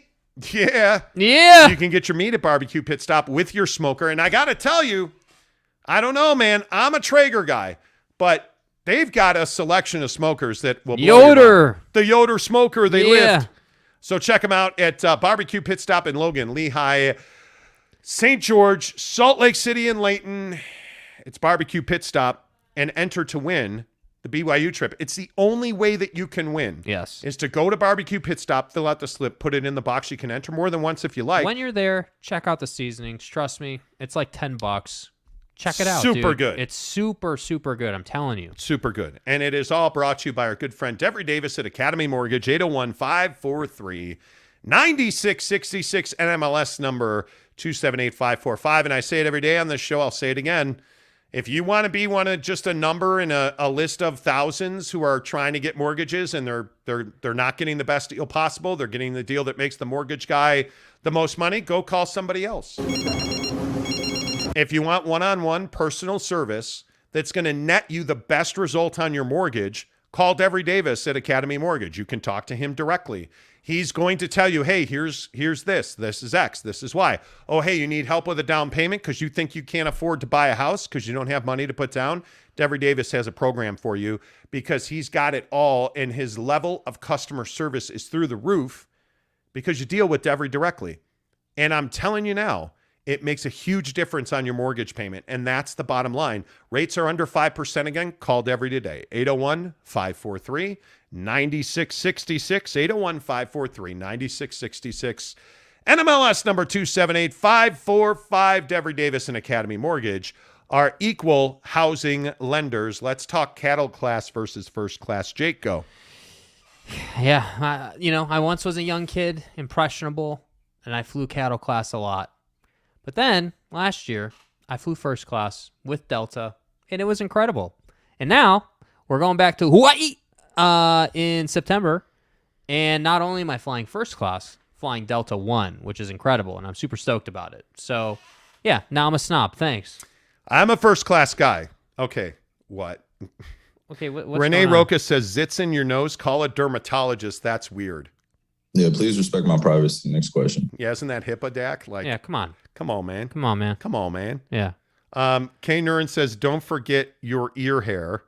Is this really a thing? Is this really a conversation? This is really what you guys want to run with right now. You guys are really into... Please tell me you don't pluck your nose hair and your ear hair. You're casual. Get a trimmer. They're like $4. You don't pluck that stuff. Tom Bacillus says, for the best result, eat your plucked hair. How, bro? How do we get here, dude? And just kind of scruff it and play with it when it's wet. Like, how do we get here? David Brown says, so did Jordan push off on Byron Russell on the shot? No. No, idiot. What? Idiot. Tanner Plummer says, no, he didn't, David, and I'm a Jazz fan. Rant says, go to Vegas for a BYU game. Nah, dude, it's amazing. Allegiant Stadium, it's really amazing. It's BYU Notre Dame at Allegiant Stadium. It's gonna be pimp, dude. Justin Salas says, I've lost my meat. If I go to Barbecue Pit Stop, can they help me find it? Justin? Yes. That's a crime in most states. No. Brian Clegg says, so does eating plucked nose hair make you more viral? Viral? Does it make you have a boner? I don't know. Great, the bots are going to come back in a minute. Jordan owned Reds like Tommy Brady fumbled away the Super Bowl. Okay, that's cool. Refs. He says refs. Okay, Brian Clegg sends us a $1.99 super sticker. Thank you. Thank you. Talking with Raphael podcast says, I think Monty needs to sponsor Manscaped. Seriously. Renee Roca says, let's talk wings. No more nose hair. Exactly. Yeah. I got to tell you, man. I'm an all drums guy. So I got the all drums, poured them into a bowl, took the name Kinder's Italian seasoning. I got it at Barbecue Pit Stop in Lehigh. Yep. Now, what do you think of the Italian seasoning? Because I think so. We've tried several. Dude. We've tried the mesquite barbecue, I think it was, and that was a little hot for my taste. But this Italian one, I feel like, has been pretty good so far. I'm telling you now, this Italian seasoning from Kinder. Where's the Italian? Forget it. It's the best. And I'm not the hottest guy, like when it comes to, like I'm sexy and stuff, but congratulations, but that's bullshit. When it comes to like seasoning, I don't like super spicy. Right. The Italian seasoning on the wing, and I am also the guy who says double spice your wings, man. Like put them in the bowl, pour a ton of seasoning in there, shake them up, put more seasoning in, shake them up, put them on the smoker, dip them in ranch. It's over. I'm telling you, if you can't, my God. Dude, it is. You don't need Viagra anymore. Just eat those wings. Like, it's over. It's over. Yes, you did. It is. ABC Kid Zone says only 48 miles per gallon per position. How do they play IQ? Grimes, like, what do you mean minutes per game? ABC Kid Zone? I don't know, man. They'll figure it out. Tanner says, well, not everyone will be watching at K because Bama and Texas A&M will be playing at the same time. Okay. Renee Roca says, less pluck, more chuck. Well. Get it? Like cluck, rather, he said. More cluck. Let's see. Derek Firth says, first time watching live. Like listening to you guys. Thank you, man. Appreciate it. Yeah, thanks. Minutes per game, ABC Kid Zone says. I agree. It's minutes per game. Yeah. Anyway. Yeah. All the basketball talk, 90 minutes to start the show today. If you'd like to flip back, you can do that. Both start 0-1, Rance says. Nah. I think Utah beats Florida. So they won't both start 0-1. All right, let's move on. Okay. All right, so I am now a snob. Okay, what does this look like? I am a first-class guy. I will not fly cattle class anymore. Okay, why not? And the reason is, one, I'm tall. I'm just under 6'3" and 3/4. And leg room, knee space is huge for me. I will pay for an aisle seat. I will pay for an emergency exit row. But, man, once you sit in first class, dude, that's like going from a 6-foot blonde to a 5-foot gray hair. I don't even know, man. Right. Your dream girl to not a dream girl. Right. Yeah. I mean, it's definitely a different experience. A different experience. Yeah. A different experience. Yeah. Sitting in first class is the only way to travel. That's it. And now, I actually pay for all my own travel. I do. I pay for all my own travel. We're going to Maui on the first weekend of September. Right. I am paying for first class. I paid for first class already. Yeah. So, you know, like I think Same. I don't know. It would be really difficult for me to fly anything. I could do business. I could do like economy plus, I guess. I'll never fly coach again. I will never fly coach again. Yeah, I mean, look, so here's the thing. I think flying coach on like a 1 hour up and down flight is fine. I think when you're 4 hours plus. To be back there with the great unwashed? Come on, guy. People are going to think you're real. I'm not being serious.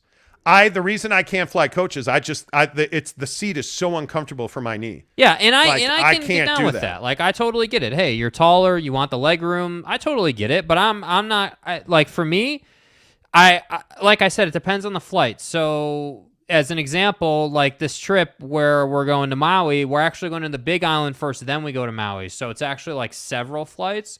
So first flight out, so first of all, they're all first class because that's how I want to do it on this trip. But the first flight out, because it's like 5 or 6 hours, is Delta One. You know, that's the first part, which I'm really excited about. So Delta One, you get like the cubicle and everything that you get to like sit and like lay in and everything. So that's what I'm excited about. Come on, bro. How many? Dude, how many today? The bots are unbelievable. I'm attributing this bot activity to Brian Clegg. That's what I'm attributing it to. You Brian. are? Yeah, it's on him today. He's the one that made the comment about whatever, and now they started pouring in. Yeah. As far as first class versus other, if you're flying long, wow. If you're flying a cross-continental flight, if you're going to Europe, if you're going to Hawaii, if you're going to the other side of the globe, you have to do it. If you're going to sleep on a plane, you have to do first class. Yeah. You have to. Yeah. It is a different experience, man. I'm telling you, it's worth the money. Is it worth the money? Yeah. I mean, I think it's worth the money. It was about, man, I have heartburn even saying this, but it was like $8 back when I paid for it. Yeah, it was a lot. But see, this is also why that was for every every flight, though. I want to be really clear. That wasn't for just one flight. That was 5 flights, all first class, both me and the girlfriend, taken care of. But this is also why I use Amex and Delta Amex. Yeah. Oh, that's the other side of it. So we both have Delta cards. And yeah. It's like, it's all set up. I'm racking that up. All right. Yeah. Let's see how much of a snob we are. Only been, I'm not sure what that says. I've only been so far, but I'm sure first class is super nice. Cattle class. Okay. I've only been cattle class so far. First class is super nice, but I've only been on 3 flights my whole life. And they were Phoenix to Salt Lake. Oh, come on. Come on. Yes, Brian Clegg, everything's your fault when it comes to porn bots. That's right.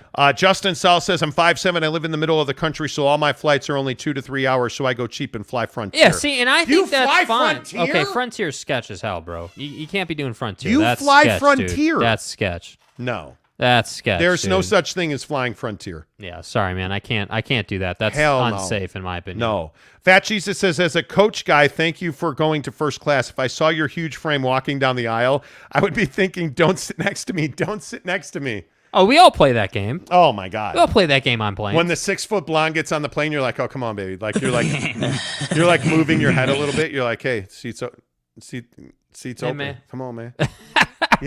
That's what I'm saying. You're always hoping for somebody good sitting next to you. Greasy Hands, Sean Butterfield. What's up, Sean? He says, have to get to work. Thanks for all you do, both the show and in the community. Have a great Monday. You too, Sean. Appreciate you being here, buddy. Man. Justin says, my man, I can get from Austin to Salt Lake City for $40. But that's my point, though. On Frontier. Dude, when you're doing just hour-long flight, I wouldn't pay for first class either. It's not worth it in short format. But I think there is serious value when you're 6-7 hours. There is big time value. What airlines won't you fly? Any airline except Delta. I'm a Delta guy. I'm committed to Delta. That's my airline. I think they're safe. I think they provide a great experience. Ooh. I've never had issues at gates or like when we were in the height of the thing we can't talk about because YouTube hates when we talk about it. Getting the Clear program to get through airports was incredible with Delta. They made it a great experience. That's why I've kind of married up to Delta because I have the card. I like the experience, and I'm just a fan. I don't know why your comment got filtered, but he's asking. Justin's asking, not Solace. The other Justin's asking what supplements we use. Oh, okay. Do you want to really talk supplements? Yeah, we can talk supplements. In a minute. I will just simply say, I'm a Delta guy too. I'll fly Delta, JetBlue. I will not fly like Spirit ever. Yeah. I will never fly Frontier. Like I've heard so many. I've flown Frontier one time. It was a puddle jumper from Los Angeles to Lake Tahoe. And it was the scariest. It was a prop jet, a propeller prop. That was one of the scariest things I have ever done. That was a bumpy flight. I almost died. Like when I got off that plane, I was like, thank you, Jesus. Like I am. Oh, man. Hey, what does Steph say? Bless up. Bless up. All right? Bless up. Bless up. Like when I got off the plane, my God. Matt Shaw says, I love Delta Sky Miles that don't expire. Exactly yes. Right. Renee Rocha says, I've flown from Dallas to Europe a number of times, Coach. As long as I'm drinking booze, I'm fine. And that's the other side of it. You know, again, with first class, though, see, this is the conversation. The food you get, the level of drink you get is better. You know, and I don't know, man. Like, I think this kind of falls into the category of, like, what kind of car you own and, like, you know, like, it is the materialistic side of life. There's no doubt about it. You can fly coach for a gazillion hours on end and you'll be absolutely fine. I'm not doing that anymore. Now that I make enough money that I can afford to do first class, I'm going to do first class, and I don't think there's anything wrong with it. I think domestically, I think you're right. Matt Shaw, I think, said that. Where is it? Right there. First class domestic is not worth it. I think if you're flying less than 3 hours, I probably wouldn't do it. Having flown from Phoenix to Bristol, Connecticut several times, I upgraded myself to business. It was worth it. What about exit row and cattle class? Do you think that's a hack? Yeah, do you think that's a hack? I do think it's a hack. It's cheaper. And as long as you have leg room, that's the thing for me. Like the leg room is huge because I don't want to sit with my knee bent the entire time. It can become painful if you sit like that for too long. You got to get up and then you got to walk around. And Kay Nurin says, yes, give me Hawaii and San Diego every year. Disneyland is my wife's favorite place. Big 12 needs both. Exactly. Yep. There you go. Yep. As far as supplements that we take. So, by the way, for those of you that listen to the show, if you're in Salt Lake, you can go to Max Muscle in South Jordan, right by Costco, and use the promo code Monty15. We'll get you 15% off. But as far as whey protein is super expensive right now.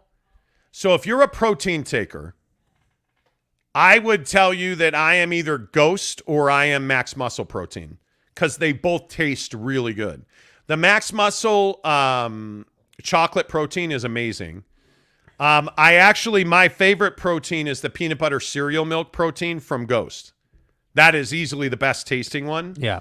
I'm actually in the market. If you're a supplement guy, what is the best pre-workout? Please do not tell me C4. Because I will not be using I'm sorry as I reply to a text. I will not be using C4.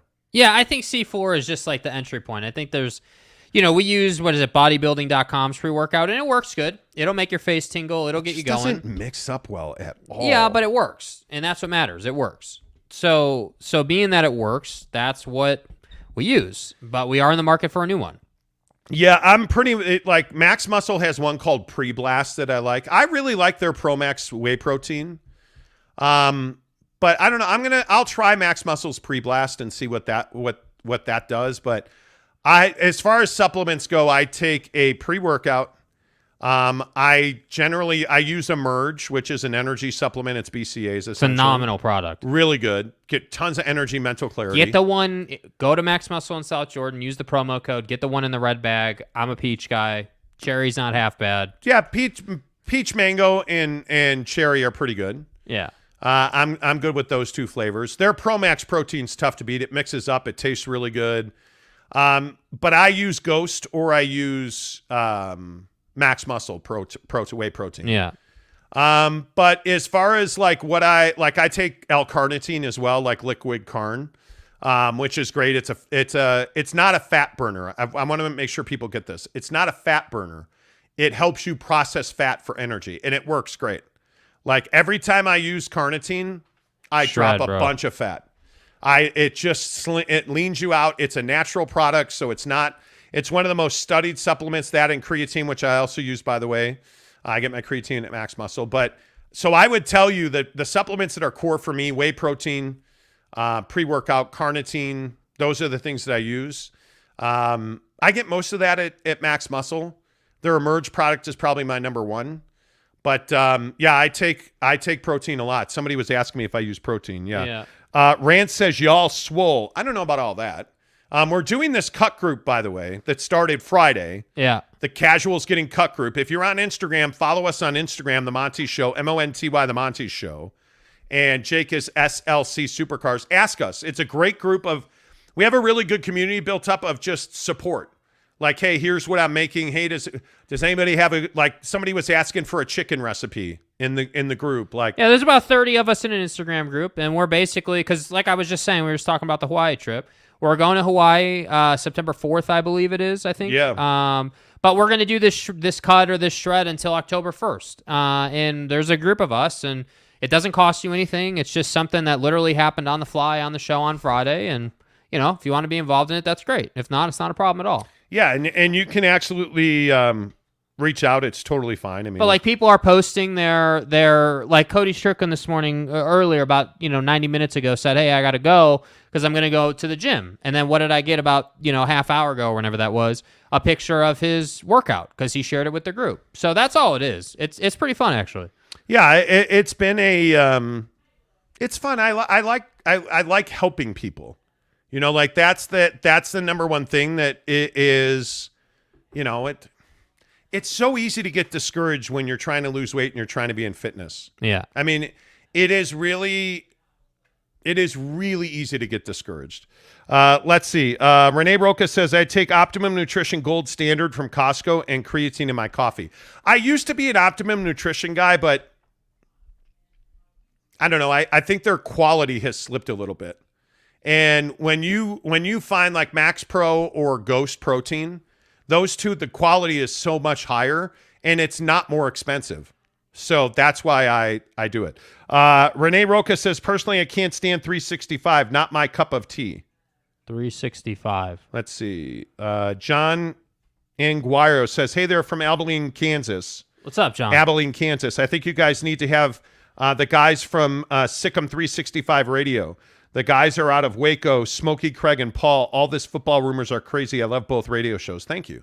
I appreciate that. Look, I think that as far as rumors and college football expansion and everything, I think, it is a lot of rumor mill. I mean, that's just the honest truth of it. But I think that, depending on where you're at, geographically speaking, your perspective is probably going to be different. Our thoughts on, again, not to keep pumping the Bob Thompson interview, but I just think it brings a lot of clarity. In that interview, Bob talked a lot about how he thought that the Pac-12 had a route to survive without UCLA, and I adamantly disagree with that, But that's the beautiful thing about that conversation is that, what did you say? He's in Abilene, I think he said? Yeah, Abilene, Kansas. When you're in Abilene, you're obviously going to have a different perspective than a show that's in Salt Lake or a guy from, a former guy from Fox who had the big picture views. So that's why I say, I don't know about having him on, but I think that it's definitely good as a listener to get different perspectives for sure. Yeah, and I think that, that's huge. I agree with you. Yeah. I mean, it is, you have to have the source on your show. That's why we're really selective about the guests we have on, but Bob Thompson from Fox was awesome, man. He was. It was remarkable. Yeah. Talking with Raphael podcast, is there a supplement for joints or ligaments? Glucosamine, glutamine. I would tell you if you're I need protein because the thing that helps your joints is stronger. I don't have an ACL in my left knee, so I have to make sure my quads, hamstring, calves are strong to support my knee. And it's not, for me, it doesn't impact my quality of life like snowboarding, basketball, all that stuff. I would tell you, and I guess it depends on everyone's situation, right? It depends what you weigh and what you put your body through and all those different factors that we all know and love. But what I would tell you is helping your joints is a lot more water because that will definitely help your joints. What'd you say? Glucosamine, I think. Glucosamine, yep. That'll help. But I think just that overall fitness every day. What I'm noticing just in the 3 days that we've been doing this group is I did a late night gym sesh where I did some running, and what I noticed is that you feel that a little bit in your body, but you also feel a little better as you work more activity in. So I think that could help too. You're never going to find me running. I just don't believe in the benefit of it unless you're training for a race. And it's interesting. There's a fitness channel I follow. And they just did a run a mile every day for 30 days. And they were training for a 10K. And they had never run a race before. And they're like, yeah, it just beat the crap out of your body. It's impossible, man. Like the science says that if you incline walk at a certain, like for me, I walk at a 10 incline at a 3.0 on the treadmill. And it's amazing. The benefit from it is amazing. So yeah. Are you guys going to do shows in Hawaii? In fact, we will be doing shows in Hawaii. Fat Jesus says, does 805 do anything for you? I drink 2 pints a day. 805. I don't know what 805 is. I have no idea what that is. Jose Luis BG says we're cutting until the Timberwolves are sent to the Eastern Conference. Yeah, well, no, back to the West because they're in the East right now. See what I did there? They're in the East. They got to get sent back to the West. Yeah, you guys missed it. It's fine. Jake. Yeah. You're stupid. Thank you. Anyway. Thank you. You guys are idiots. For those of you who don't get that reference, Jake said like a month ago now. He misspoke and said the Timberwolves were in the East. Bro, what are you talking about, man? They're in the West. It was the day he had smoked crack that morning. It was fine. Yeah, anyway, it was one of those days. He lost his mind. It is what it is, Justin Stahl says, been running marathons for 5+ years now. The best way to help joints is build up the muscle around it. Absolutely right. Yeah, and so that's Absolutely what I mean. I'm right. not advocating to just run till you see fit. Like, I didn't just go and run a half hour. Like, I personally, for me, am a big believer in HIIT training. I think it for me, I feel really good when I do it. Does the science back that up? Yeah, sure. That maybe the science doesn't back it up, but that doesn't mean that it doesn't have any benefits. Well, I'm not saying it doesn't have benefit. What I'm saying is the impact on your body, the drain on your central nervous system, and the volume. And this is why I say, like, lose 5 pounds, and I guarantee you your ankles, knees, and hips will feel better. You know what I mean? Like when you just lose that weight, if you'll dedicate yourself for 6 weeks at a time. 6 weeks, lose 10 pounds, you're going to feel incredibly better. 6 weeks, lose 10 more pounds, you're going to feel incredibly better. The only thing I don't like about incline walking is you don't get the intensity of elevated heart rate the way you do with HIIT training. I'm not saying that the science says that running's better for your body or there's not negatives, but what I am saying is that we shouldn't just sit here and paint running in a terrible light. Like, I think that, yes, there are prices to pay if you run your ass into the ground for a month straight. Yes, there is. You're going to feel it in your knees. You're going to feel it in your back. Like, you will feel it. What I think and this is where I come down on it, is I think the benefits from running can be had through incline walking for 30 minutes a day, 4 to 5 days a week. You can do that. And I have never been the guy who enjoys running. Mrs. Monty and I used to run every day, 6 days a week. And I hated every minute of it. And I've never been a running fan. And yet yesterday I stood on a treadmill and I walked for 30 minutes. And it just works for me. And that's, I think, ultimately the message is you have to find what works for you. If you like running, go running. If you like walking, go for a walk. I just think whatever gets your body moving is what you need.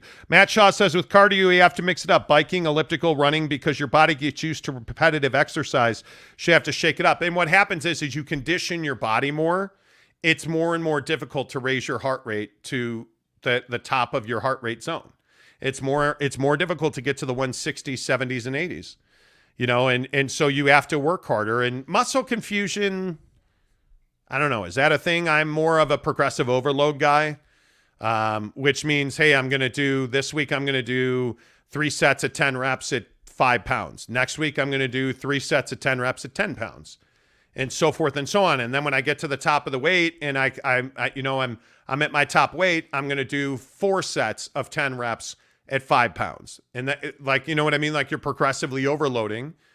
That's how I go about it, and I've seen phenomenal success from it. But yeah, again, I agree with Matt. You got to find what works and what keeps you going. Renee Roca says, I used to run, went from 5K to full marathon. Now I walk because it's too much impact on your knees. And I think that's something as well. The more you run, the more, joint pain you're going to get. Anybody that runs on a consistent level knows what knee tendonitis is, knows what, hey, my foot hurts today for no reason. That's just part of running.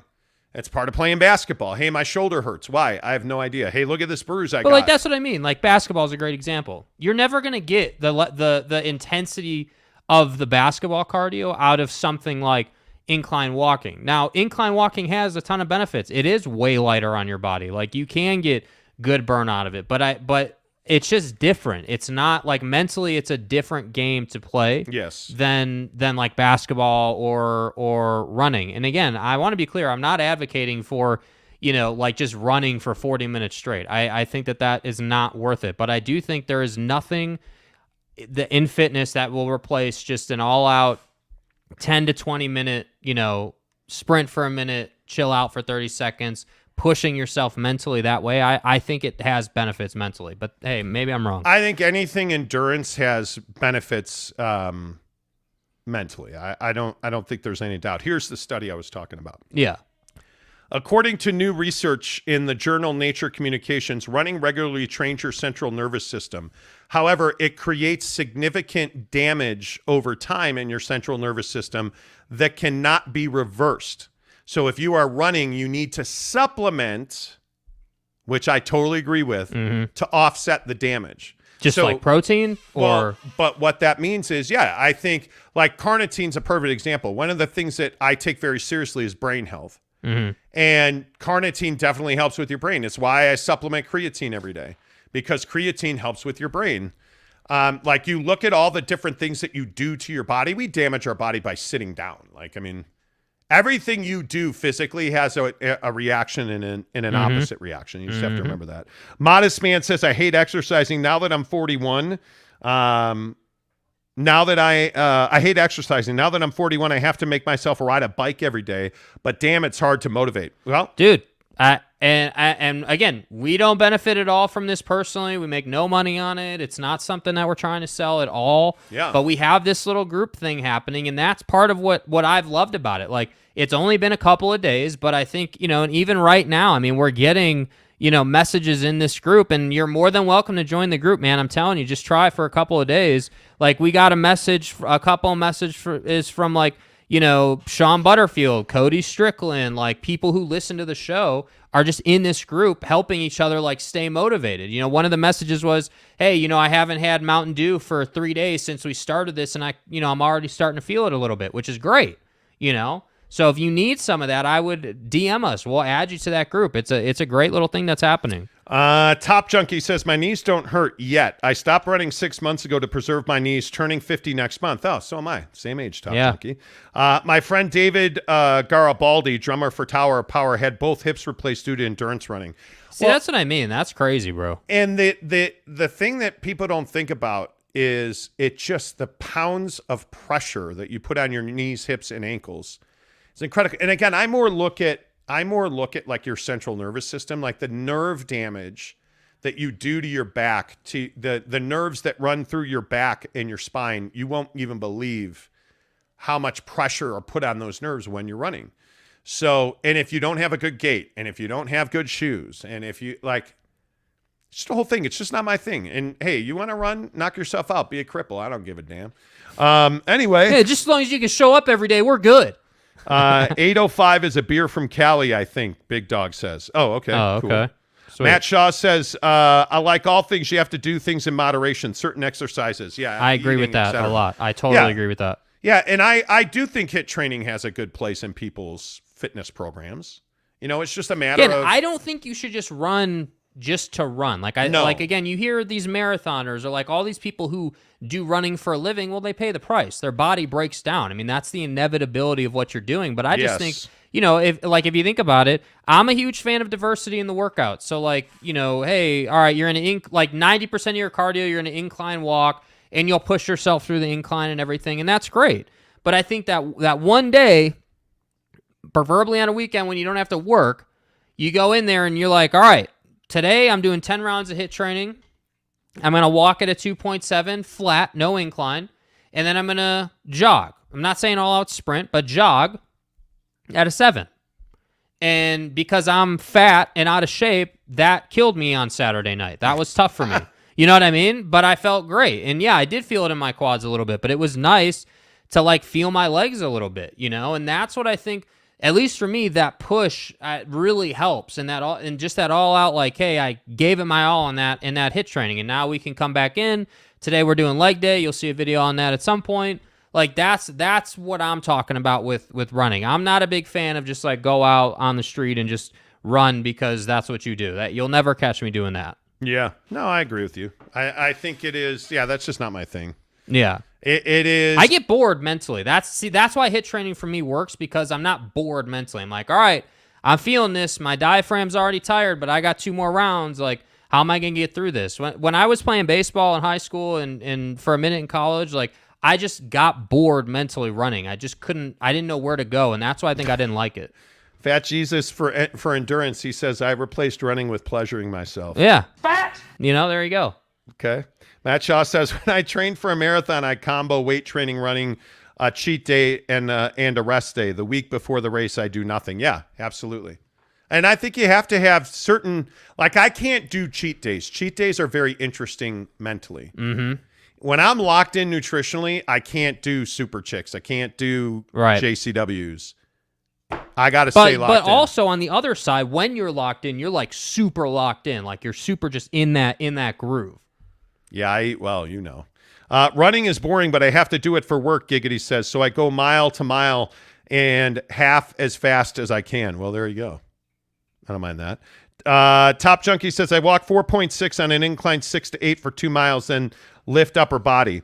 Do your weight training before you do your cardio, because you always want to have the most strength for your most strenuous activity. Yeah. He says, then bike for 45 minutes. Global Cycling Network. James Ryman is awesome. It's free. Nice. Justin Salas says, most people who get hurt running get hurt because they're running too hard for too long. Got to run slow to fast. Yes. Yeah, you do. Yes. Tanner says, wait, Jake, you went to college. Where did you go? Junior college, Contra Costa, for 1 semester, and then I left because I hated it and didn't want to pay for it. Yeah, refused. And I hated the community. Richmond, California is not a great community. Dadgummit. Yeah. More stupid bots. Yeah. Stupid bots. Yeah. It's crazy how many bots we've had today. Yeah, man. It's that's absolutely. That's what happens when you're pushing 2,700 views. Do you think that's what it is? Do you think I do think that's what it is. I think that we've had, and I don't mean this in any type of way, but just looking at the numbers, I mean, our peak today was somewhere around 350, 400 live at one time, and right now we're at 187, and we have, total for the show, we've got almost 2,700. So, I mean, I think when you get to that, like I was saying, we didn't see bots until we got to 1,900. So, I think that's what happens. All right, we have to go. Good to be with you. Good to see you guys. Thanks to everybody who's watching the show today. Make sure you give us a thumbs up, please. That really helps the show grow. Thanks to our friends at Barbecue Pit Stop in Logan, Lehigh, Layton, Salt Lake City, and St. George. Only place to enter to win our BYU drive away to Las Vegas to see BYU and Notre Dame on October 7th and 8th. And, of course, this show is brought to you by Academy Mortgage and Deborah Davis, 801-543-9666. NMLS number 278545. Deborah Davis and Academy Mortgage are equal housing lenders. I guess that's it, Jake. Well, I mean, is that not long enough? It's been 3 hours. It has been 3 hours. Okay, fine. So until tomorrow, say goodbye, Jake. Goodbye, Jake.